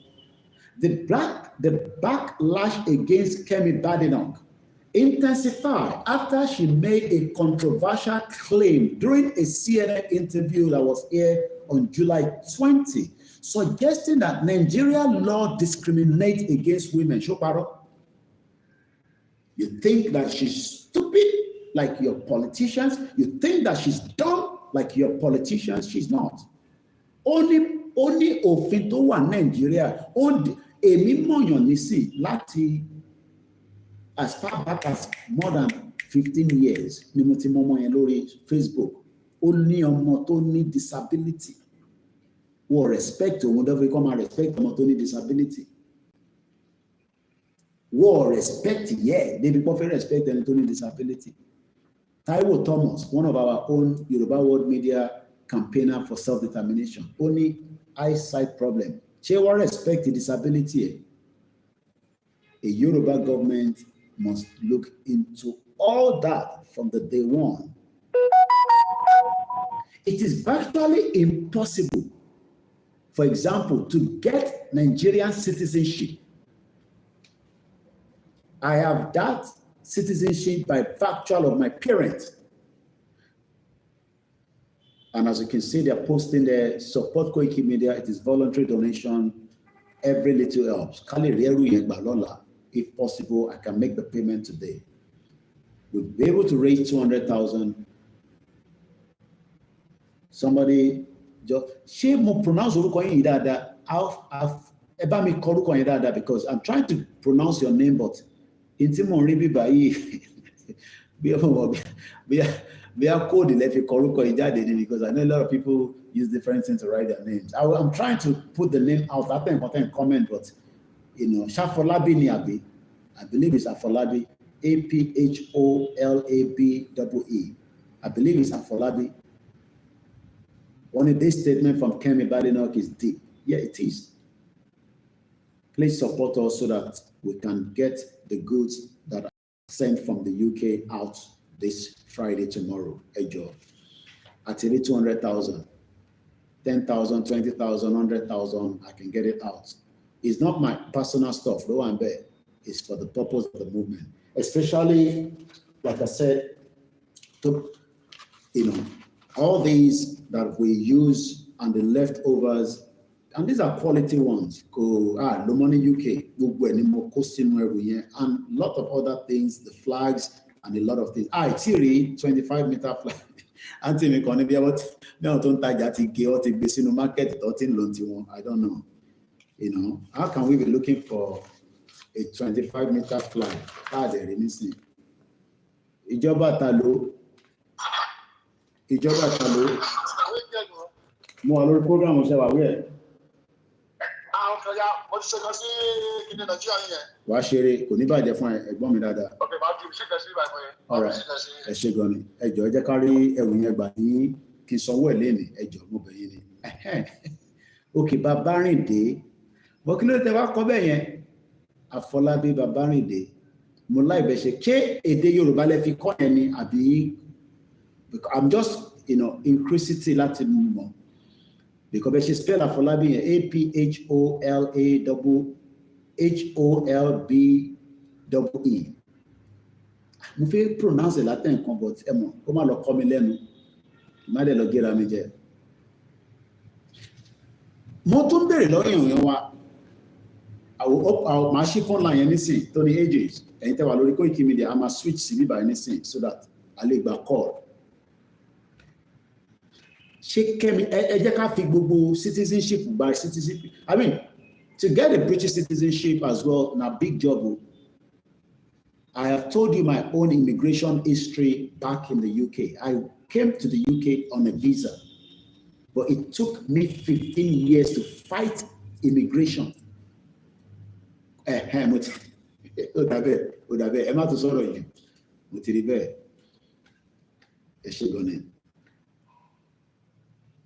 So, 15 years. And that's why I said that the average Nigerian that is living in the UK today that doesn't want any interest and the same applies in Iletimo and the weather. I have not seen the sun yet, but very far distance. But our cloud is in cover. 15 years is not a joke. Gbogbo ẹ̀yin tí ẹ̀ ń wá wẹ̀yìn ní Canada, l'America, ní Europe. Why is my phone? Okay. Ọlọ́run á jẹ́ kó rọrùn kẹfìrí gbà. Kò ní tó length of time tèmi fi gbà tèmi. Mọ̀mísí mi máa ń sọ nǹkan kan fún mi pé nílùú òyìnbó ìwé làkọ́bí.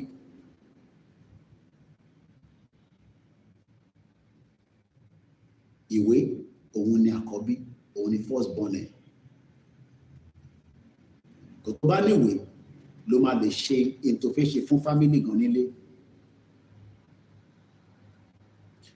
Ṣẹ̀rí nísìn pé Yorùbá land náà àwọn kan máa wá nígbà tílẹ̀ yẹn bá dá àgbà wọ́n máa wá bó ṣe fẹ́ gba ìwé wa. Kò ní easy o. 15 years, yes, 15 ni mo fi ṣe immigration mi kí tó gba pé wọ́n tẹ̀ máa kọ́kọ́ fún mi ní right pé ó yá ṣáà gbà ìwọ náà gbà bá ti fún ẹ ní sí ìgbà ló máa sọ pé ó ní right ìgbà náà ló máa jáde ṣáàtẹ̀lọ̀ pa máa ṣe kéta ń ṣe 15 years 1 2 3 4 5 6 7 8 9 10 11 12 13 14 15 years.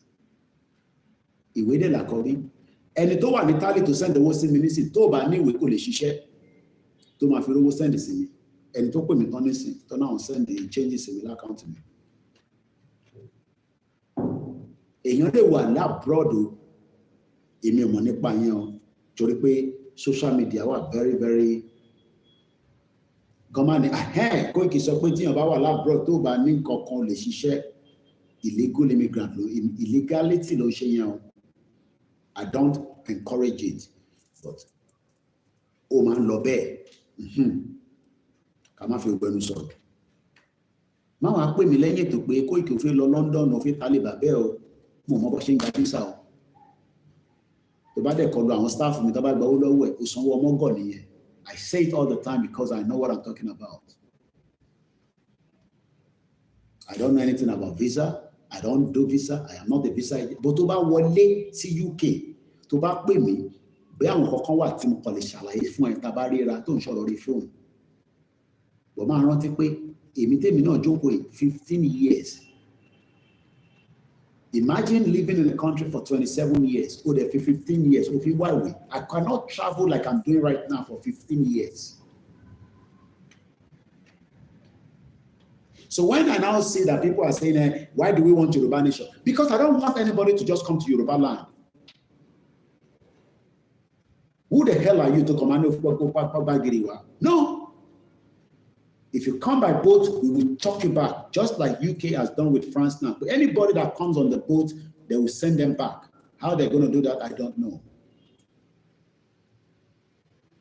So Kemi Badenoch, accused of repeatedly aligning Nigeria. She will, because she doesn't think Nigeria is a country. She was born in Wimbledon.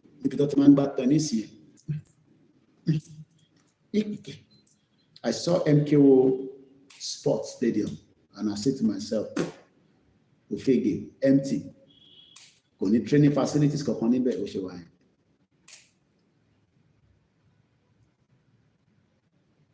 In several speech,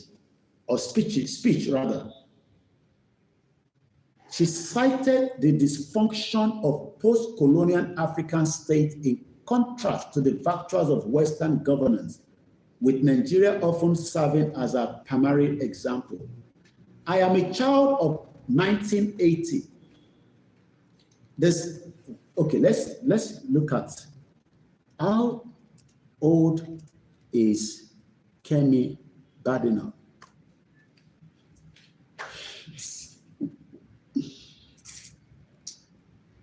Here in Hong Kong, you are not allowed to work. If you do and get arrested, you have already have criminal record. It's the same thing. You must encourage pé káwọn kan máa nígbà táwọn gbọ́ Koikimedia wọ́n ní tí wọ́n bá wà abroad ó lè ṣiṣẹ́. No, ó lè ṣiṣẹ́ o. Tó bá ní permit. Visa ò fún ẹ ní opportunity pé kó ṣiṣẹ́ o. Mo gba 6-month visa, mo dé UK, mo fẹ́ lọ ṣiṣẹ́. Wọ́n ní work permit, àwọn èèyàn ló ti sọ nígbà yìí torí kọ́ máa ní pé wọ́n gbọ́ lórí Koikimedia pé èèyàn bá dé abroad èèyàn lè ṣiṣẹ́ tó bá ní ìwé, ó lè ṣiṣẹ́ o. My platform is big and I know what people will take out of it.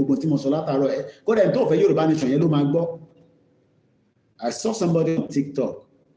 I don't know why he pick up my picture. Join them, visa agent. Imagine somebody will think that I endorse somebody like that. That's why I said, to buy a visa to read picture me, I'm not endorsing any agent for visa because I know some of them I will see, some of them we might not see it. Alena, Koiki don't long I want to pass we know how our people are. Yoruba de Thomas sọ pé nípa ká tó document àwa Yoruba la mọ̀ pé ìyẹn ló Olúwọlé ṣe wáyé nígbà kan. Mo mọ̀ bí ó ṣe yẹ exist ní sí gbogbo náà la máa ń gbọ́ Olúwọlé. One man to document in the pen.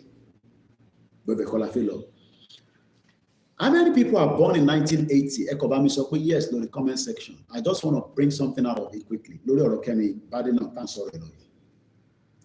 Tani wọ́n bí ní 1980, around 1980, or tani wọ́n bí ní 1990, 10 years after that. The same thing, not ṣẹlẹ̀ immediately. Tani wọ́n bí ní 2000, year 2000. She was in the same bracket. Or the 10 years of twice. Toba be any 1980. Eba me fi comment section. Toba be any 1990. She 1980. Lo be Mr. Francis. Okay. Anybody else? She ma ko ye ke ti jẹ́ leadership kan nínú Nigeria. Tell them need anybody pé ẹ sanwó fún abẹ́dọ̀bálẹ̀ fún. Kemi Badenoch was born January 2nd, 1980. Eshigoni Baba Yodeji. And she was able to walk her way now, and she's now the leader of a big political party. Do you think that Nigeria will give you that same opportunity? Even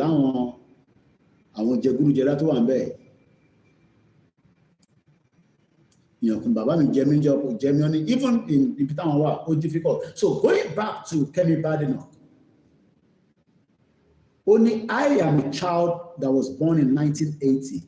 Lagos was a place where almost everything seemed broken. Do you hear what she says?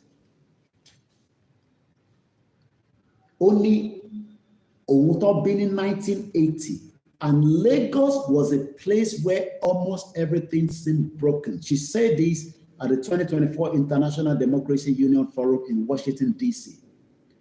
At the Conservative Conference last year, she told delegates, ó sọ fún gbogbo delegates, but in tó ti gbàgbé ni pé country tó ń sọ̀rọ̀ ẹ̀, ìlú tó wà tó jẹ́ bẹ̀ lọ bí òun sí, àwọn lọ create o. Tó fi wà dysfunction, tó bá nìkan wà dysfunction, ó wà lára pé a drive láti ibì kan tí bá ní mo fẹ́ yàgbẹ́ láàrin méjì yẹn, wọ́n máa ní kí n bọ́ sójú títì kí n yàgbẹ́ ni, torí kò sí mọ́tò wé ká máa yàgbẹ́ sí. Dysfunction country ní Nigeria, dysfunction ni kò dẹ̀ lè work. But àwọn olóṣèlú máa disguise pé bá ṣe tún fẹ́ lọ ṣe election yìí, a máa ṣe gbogbo tẹ́ fẹ́ fún yín, irọ́ ló wà níbẹ̀. Only childhood in Nigeria was filled with tales of horror. Ẹ̀rọ tí nígbà yẹn tó ní ọlọ́pàá gba bàtà lọ́wọ́ àbúrò nǹkan kan táwọn kan bẹ̀rẹ̀ sí ń bu tó ń ṣe gbogbo ẹ̀. Ẹ̀rọ tí Kólóyè náà sọ fún Nigerian government kó ṣọ́ra kó fi sísá wa sílẹ̀ Kẹ́mi Bádé náà. Kí ló ṣe fún yín? Ṣó parọ́ ni? Ṣé Kẹ́mi Bádé náà kì í parọ́ ni? Kò parọ́ náà.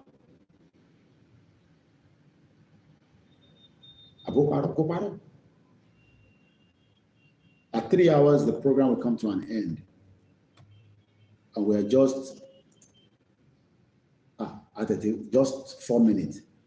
So that bí àwọn staff mi kan tún jáde, mo fẹ́ lọ monitor àwọn staff mi kan ṣì wà ní Ìbàdàn báyìí, ó ti padà sékòó torí mọ́tò wa tó break down nígbà tí a gbé lọ sí Ọ̀yọ́.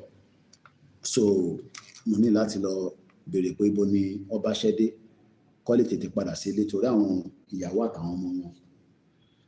Brother mi Fẹ́mi Adéyẹmí, wọ́n ní ọmọ 1980 làwọn, mo tẹ̀mọ̀ pé wà. Mo ti sọ̀rọ̀ yín náà kọjá pé ìgbà tá sọ̀rọ̀ lánàá, àwọn máa ń share program mi. Ẹlòmíì ẹ̀rù ń bà láti share program pé kí o mọ̀ pé ó dẹ̀ mọ olóyè Ìgbòho, ẹ fọkàn yín balẹ̀, gbogbo náà la ní lọ́nà wà pẹ̀lú. Ẹ má bẹ̀rù lórí ìrìn àjò yìí mọ́.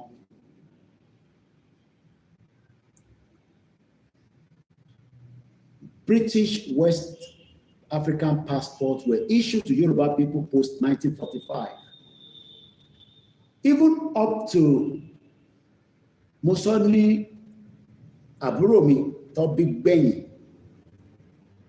sí UK, òun ni last born wa látọ̀dọ̀ mọ̀mísí mi. 1980 lọ bí òun náà, but ní UK, but on private hospital, not NHS. Mọ̀mísí mi san £70 a night. Kódà mọ̀mísí mi sọ fún mi pé doctor tó operate àwọn nígbà tó bí last born wa Tókunbọ̀ ní London kò tètè dé theatre room farabalẹ̀ kó gbọ́ bíbá. Kò tètè dé theatre room. Ó náà ò miss timing yẹn gbà tí mọ̀mísí máa deliver. So traffic kò jẹ́ kó tètè dé clinic tó ti máa operate. Ó padà débẹ̀ bọ̀ kò tètè dé. Ó yẹ kó wà níbẹ̀ at the beginning. Arrangement tó ṣe nìyẹn pé a máa bímọ lọ hospital lẹ o, private clinic ni o, ìwọ ló máa gbà mí lẹ o. Ó pẹ́ by there be some, I don't know how many minutes, but ó pẹ́ kò tètè dé. Mọ̀mísí mi ní owó táwọn kó fún tó san sílẹ̀ pé a fi bímọ kò ṣe NHS. Irú àwa nísìn àwọn táwa bí orí NHS làwa bí sí, wọn sanwó but à ń san tax. Bàbá mi Fẹ́mi ní àwọn san tax, iṣẹ́ tó ń ṣe wọ́n san tax. Èmi náà san tax fún ìjọba. Gbogbo iṣẹ́ tí mo ti ṣe ní UK after tàti gbàwé mo ti san tax. So tí ọba láǹfààní pé a lọ sọ inú ẹ̀ lọ ti tọ́jú wa. Wọ́n ní nígbà tí ó dé ó apologize pé kọ́ máa bínú pé nǹkan kan àwọn dẹ̀ kó kiri àgbà tó bímọ tán tó tún fáwọn ní ó fún wọn lówó padà nínú owó táwọn san làwọn ń bí pé why. Ó wá ní law ni ẹ̀tọ́ ni pé nígbà tóun ti mísì díẹ̀ nínú timing tó yẹ kí òun wà níbẹ̀ òun gbọ́dọ̀ dáwó padà. Ó dánú owó tí mọ̀mísí mi kó fún ó dá padà fún un. This was in 1980. nígbà tó bí younger sister mi. Because I question my mom, kí ló dé tó dé mi sí London? Because n tó bá mú yín bí last born wá sí London in 1980, èmi ṣáájú ẹ̀ wáyé, wọ́n ní Nàìjíríà wà okay. Ìyá tó ní Nàìjíríà wà okay, which is okay nígbà yẹn náà lóòótọ́. Ìyá yẹn ló wá padà japa ní 1992. Ìwọ wá ṣe ń sọ fún ọmọ ẹ̀ tó ń jáde tó ń pariwo pé kí ilẹ̀ Yorùbá dúró pé Nàìjíríà máa dà. Ṣòrìpọ̀rọ̀ yẹn ó stink, kò smell nice. Mo rówó ra perfume ní duty free nígbà tí mò ń bọ̀. So èyí tí mò ń lò tẹ́lẹ̀ ní London mo gbé wá. Ó mọ perfume, ó máa smell nice. So èmi wá ń sọ fún wọn, mò ń pariwo pé ká gbára wálẹ̀. Ó wá take mi ní 15 years. Ṣé mo pé tó bá bí èmi náà sí London, mo tẹ̀lé máa ronú bí ṣe ń ronú yìí. Torí ọ̀pọ̀lọpọ̀ àwọn tó bí sí London nísìnyí tá à ń pariwo self determination, wọ́n ronú. Àwọn ò gbà. Ó dẹ̀ bẹ́ẹ̀ because I remember my younger sister become very in broadcasting. Nígbà tẹ́mi dé UK, òun ṣáájú èmi padà. Ẹ̀wọ̀n pé bẹ́ẹ̀ lọ bí òun sí òun ní British passport. Abẹ́òkúta grammar school ló lọ. Ó dẹ̀ brilliant gan. Last born wa. Brilliant first in the GSS. Ó fẹ́ wọ GSS 2 ló padà sí London. Nígbà tẹ́mi wá dé UK, elder sister mi ti wà ní UK. Ó dá àwọn méjì. Èyí tó jẹ́ tán bí tẹ̀lé mi ìyẹn bẹ́ẹ̀ mi lọ́hùn ni. Ó take younger sister wa ní time láti understand nǹkan pè ní home office immigration. Kò yé. So ẹ má blame àwọn ọmọ tí wọ́n ti understand self determination tẹ́ fi ṣàlàyé fún nínú ilé pé ilẹ̀ Yorùbá there's a place Yorùbá because mama wò yí báyìí. Hey mom, why you giving Koikimedia money? Kò lè yé wọn. Nígbà tí àwa náwó immigration, it took my younger sister time to understand that what is immigration? Ó wá ṣe lọ study kí ni purpose of this immigration. Àwa rí pé fraud ni bí Dr. Kemelu lawyer. Because ìlú tó Nàìjíríà bí wọ́n ṣe sọ kò jẹ́ kó lọ anywhere in the world or disrespected. Malaysia mo sọ fáwọn kan nígbà tí mo wà lọ́dọ̀ bàbá Akíntóyè ní ìjọ tí mo lọ yọjú sí wọn. Malaysian citizen, Malaysia tẹ̀ ń rí yẹn, ọmọ ọdún Malaysia, Israel nìkan ni kò ní right láti lọ because wọ́n ní relationship pẹ̀lú Israel.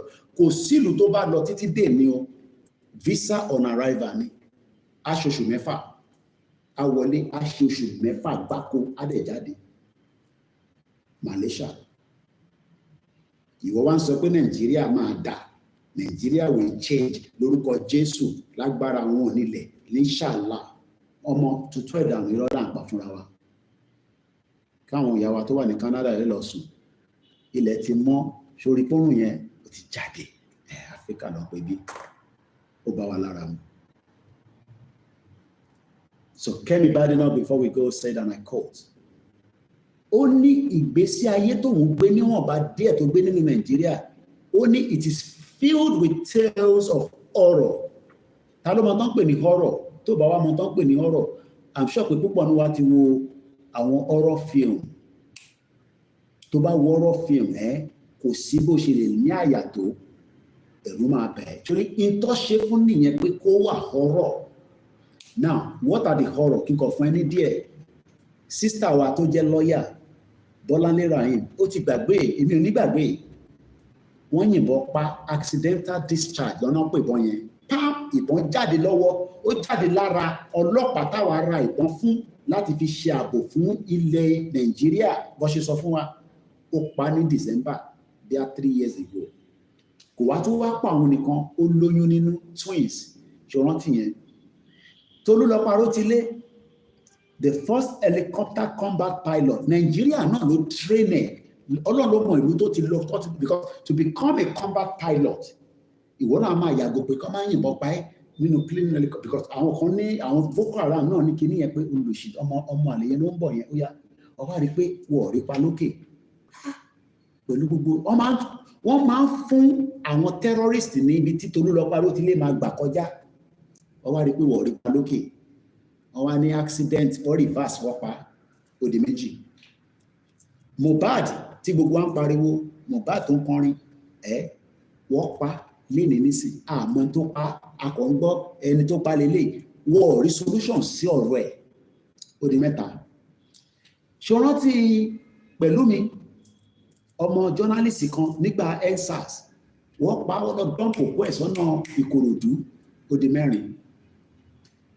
Uncle Bọ́lá Ìgè wọ́n pa, Fúnṣọ́ Williams wọ́n pa, Délé Gíwá wọ́n pa, Kúdírát Abíọ́lá wọ́n pa, ṣó dìgbà tá a bá dúró kọ́ pa gbogbo wa tán àtúpàdé nígbà míì mú kí gbogbo èèyàn pé ibi tá a máa rí sí ní àárọ̀ ẹ̀ ní self determination ẹ̀tọ́ wa ni wọ́n ní ọ̀rọ̀ mi ìpọ́njú ẹ̀ṣẹ̀ gan ni ẹ̀kú Yorùbá tèmi ò dá púpọ̀. And this is why we are saying,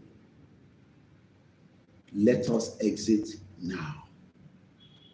What kind of database did the British collected from the Yoruba people during the British Southwest Nigeria Protectorate of 1907? Under what or whose authority did they issue any form of ID? Ẹ mọ̀ pé mi ò kàwé, sharing tẹ́ kọ́ yìí, ẹ jẹ́ ń jí lò, ní bínú ni bàbá mi wà rí ìjìnà dùn, ẹ ṣáà jẹ́ kí mi jí lò, kí n lọ fi sínú kí lọ email ẹ̀ síra mi. Àwọn kan wọ́n ní ṣáàtì ní country tẹ́ fi lọ issue passport. Àwọn ọmọ Yorùbá tó dẹ̀ kàwé nìyẹn tọ́ ní kan náà nílà káyè. Ṣẹ́rí pé wọ̀ ní orí pé àwọn náà we deassociate ourselves from the Yoruba people that produce passport. Wọ́n wá ń bí oyin nísìn àwọn sáré sẹ́ndé lé kí n má lọ gbàgbé. Máa email ẹ̀ síra mi ni so that a lè máa rí lò. Wọ́n wá ní ta ló fà wá ní right pé ká lọ issue passport. Àwa ń bi àwọn náà ní sí pé ta ló fún British data wo ni wọ́n fi kó gbogbo passport jọ tó fi bẹ̀rẹ̀ sí issue passport ní 1907. Ẹ ṣe gan ni gbogbo ẹ̀yin tẹ́ darapọ̀ mọ́ wa ọbẹ̀ Elédùmarè àdúró tí wa Abíọ́dún mọ̀ọ́dẹ̀ mú kí yín. What kind of database did the British collected from the Yoruba people during the British Southwest Nigerian Protectorate of 1907? Tó bá tẹ̀ lo owó ńlá lélẹ̀ wọ́n náà ti send 200,000 sí wa àti ní 400,000 nìyẹn àlèparọ́ tó bá yẹ pé owó yẹn ti dé lóòótọ́ a ní 200 kan tẹ́lẹ̀ bàbá wa ṣé ọkùnrin nàbí obìnrin ká máa wọ́n náà ti send 200,000 so àti rí 400,000 so tá bá rí mọ̀mọ́ yẹn tí brother mi náà send but I'm sure tí gbogbo àwọn tó kù náà bá wa fi díẹ̀ sí owó yẹn àpélé ni ká lè gbẹ̀rù yẹn tó bá ti gbà wá bá mi ṣe fídíò wá send ẹ̀ ẹ̀dẹ̀ ráwọn kan tó wà náà ìtẹ́ send sí tó jẹ́ bisikíìtì àwọn kan tèmi náà máa jẹ tí mo mọ́ àṣìwà láfíríkà àdẹ̀ tí lọ so mo kí yẹn ṣe gan I'm very grateful I appreciate everyone kò ní rẹwà kò ní sú wa ẹ má ẹ̀ka ní any reason that the movement has died. So I didn't announce it on this platform. Only reason Tasha announced it. Maybe the next one might be announced. And the next one, we don't even know what might happen. Obatona on fair Kitinubu and right morning, like I said yesterday, in Tower Fair at the Sofun. I don't think Tinubu should go for 2027. I believe Okuni Eshigon Mutupe, I'm very grateful.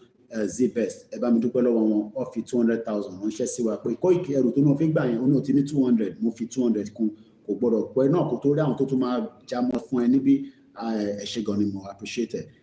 Let us hold on together. I want us to have the best country, and that means that we need to put it together like this. Distraction oríṣiríṣi lè fi jáde and conquer. I already told you, let's focus. Baba Akintoye is doing his best and we must support him. Igboho is doing his best, we must support him. The YSDM and all the other groups. Gbogbo group tá bá dárúkọ ẹ má fi ṣèbínú. Thank you so much. Wọ́n dúpẹ́ lọ́wọ́ yín o, bàbá wa Dárapọ̀ ní ká máa kí yín. Orílẹ̀-èdè Yorùbá ní kíákíá. Ẹni tó bá ya picture mi, tí ẹ ya picture mi nígbà tí mo wá sí Ògbómọ̀ṣọ́ tẹ́ rí mi tèmi ò rí yín tẹ́ ya picture ẹ jẹ́ send ẹ̀ sí mi mo kó gbogbo ẹ̀ papọ̀ so that a lè fi ṣe documentation pé lóòótọ́ ọbẹ̀ Elédùmarè wà pẹ̀lú wa. I'm sure very soon we will all see again, but I know you wanted to meet me, touch me, feel me. I wanted to, but èmi náà ní Koiki o lè bá ìlú èmi náà yàgé fún ọ ní lórí tí mo lè ẹ̀rí gbogbo òun ẹ má fi wọ́n sílẹ̀ ẹ má báyọ̀ kọ́kọ́ jà people are excited to see us and ṣe angel and ṣe malaika, but they are happy. Arákùnrin tó ń sọ̀rọ̀ lélẹ̀ ẹlòmíì tẹ ọgbà àfi àgbẹ̀dà bọ̀bọ̀ ìkúrú báyìí ẹnu ẹ ṣe wá gbó báyìí ọ̀dẹ̀ tí ní kí n máa bùyàn mọ́ wọn ní kí n calm down. I will try as much as possible again and try to organize a YouTube padà. So probably maybe in the evening we'll probably have another section again so that àwọn tí ó wà l'Amẹ́ríkà náà tún sùn. Ẹ̀yin tẹ́ wà ibi tẹ́ tí ń hustle mọ́tò Dangote ò ní pa yín o, Fúlàní ò ní jí wa gbé o. Daily bread làwọn èèyàn ló ń ṣe ní Nàìjíríà. Kí ni mo mean by that? Tó o bá jáde ò jẹ́ òun lọ́rọ̀ Nàìjíríà. Ìyẹn la ṣe ní náà kò lè work bẹ́ẹ̀. Ẹ kí mi náà lọ relax padà látago 5 láti wà lórí ètò 3 hours straight talking about dissolution is the solution, not 2027. I hate Tinubu. We're telling him the fact. Break it up, dissolve it, kó gbáyé. But emo wọ́n ní ẹni tó jí kàkà kí ọba ẹ bá mi parí ẹ̀ mọ́ kí yàrá Margaret Ìbíjọkẹ́. And on that note, bye for now.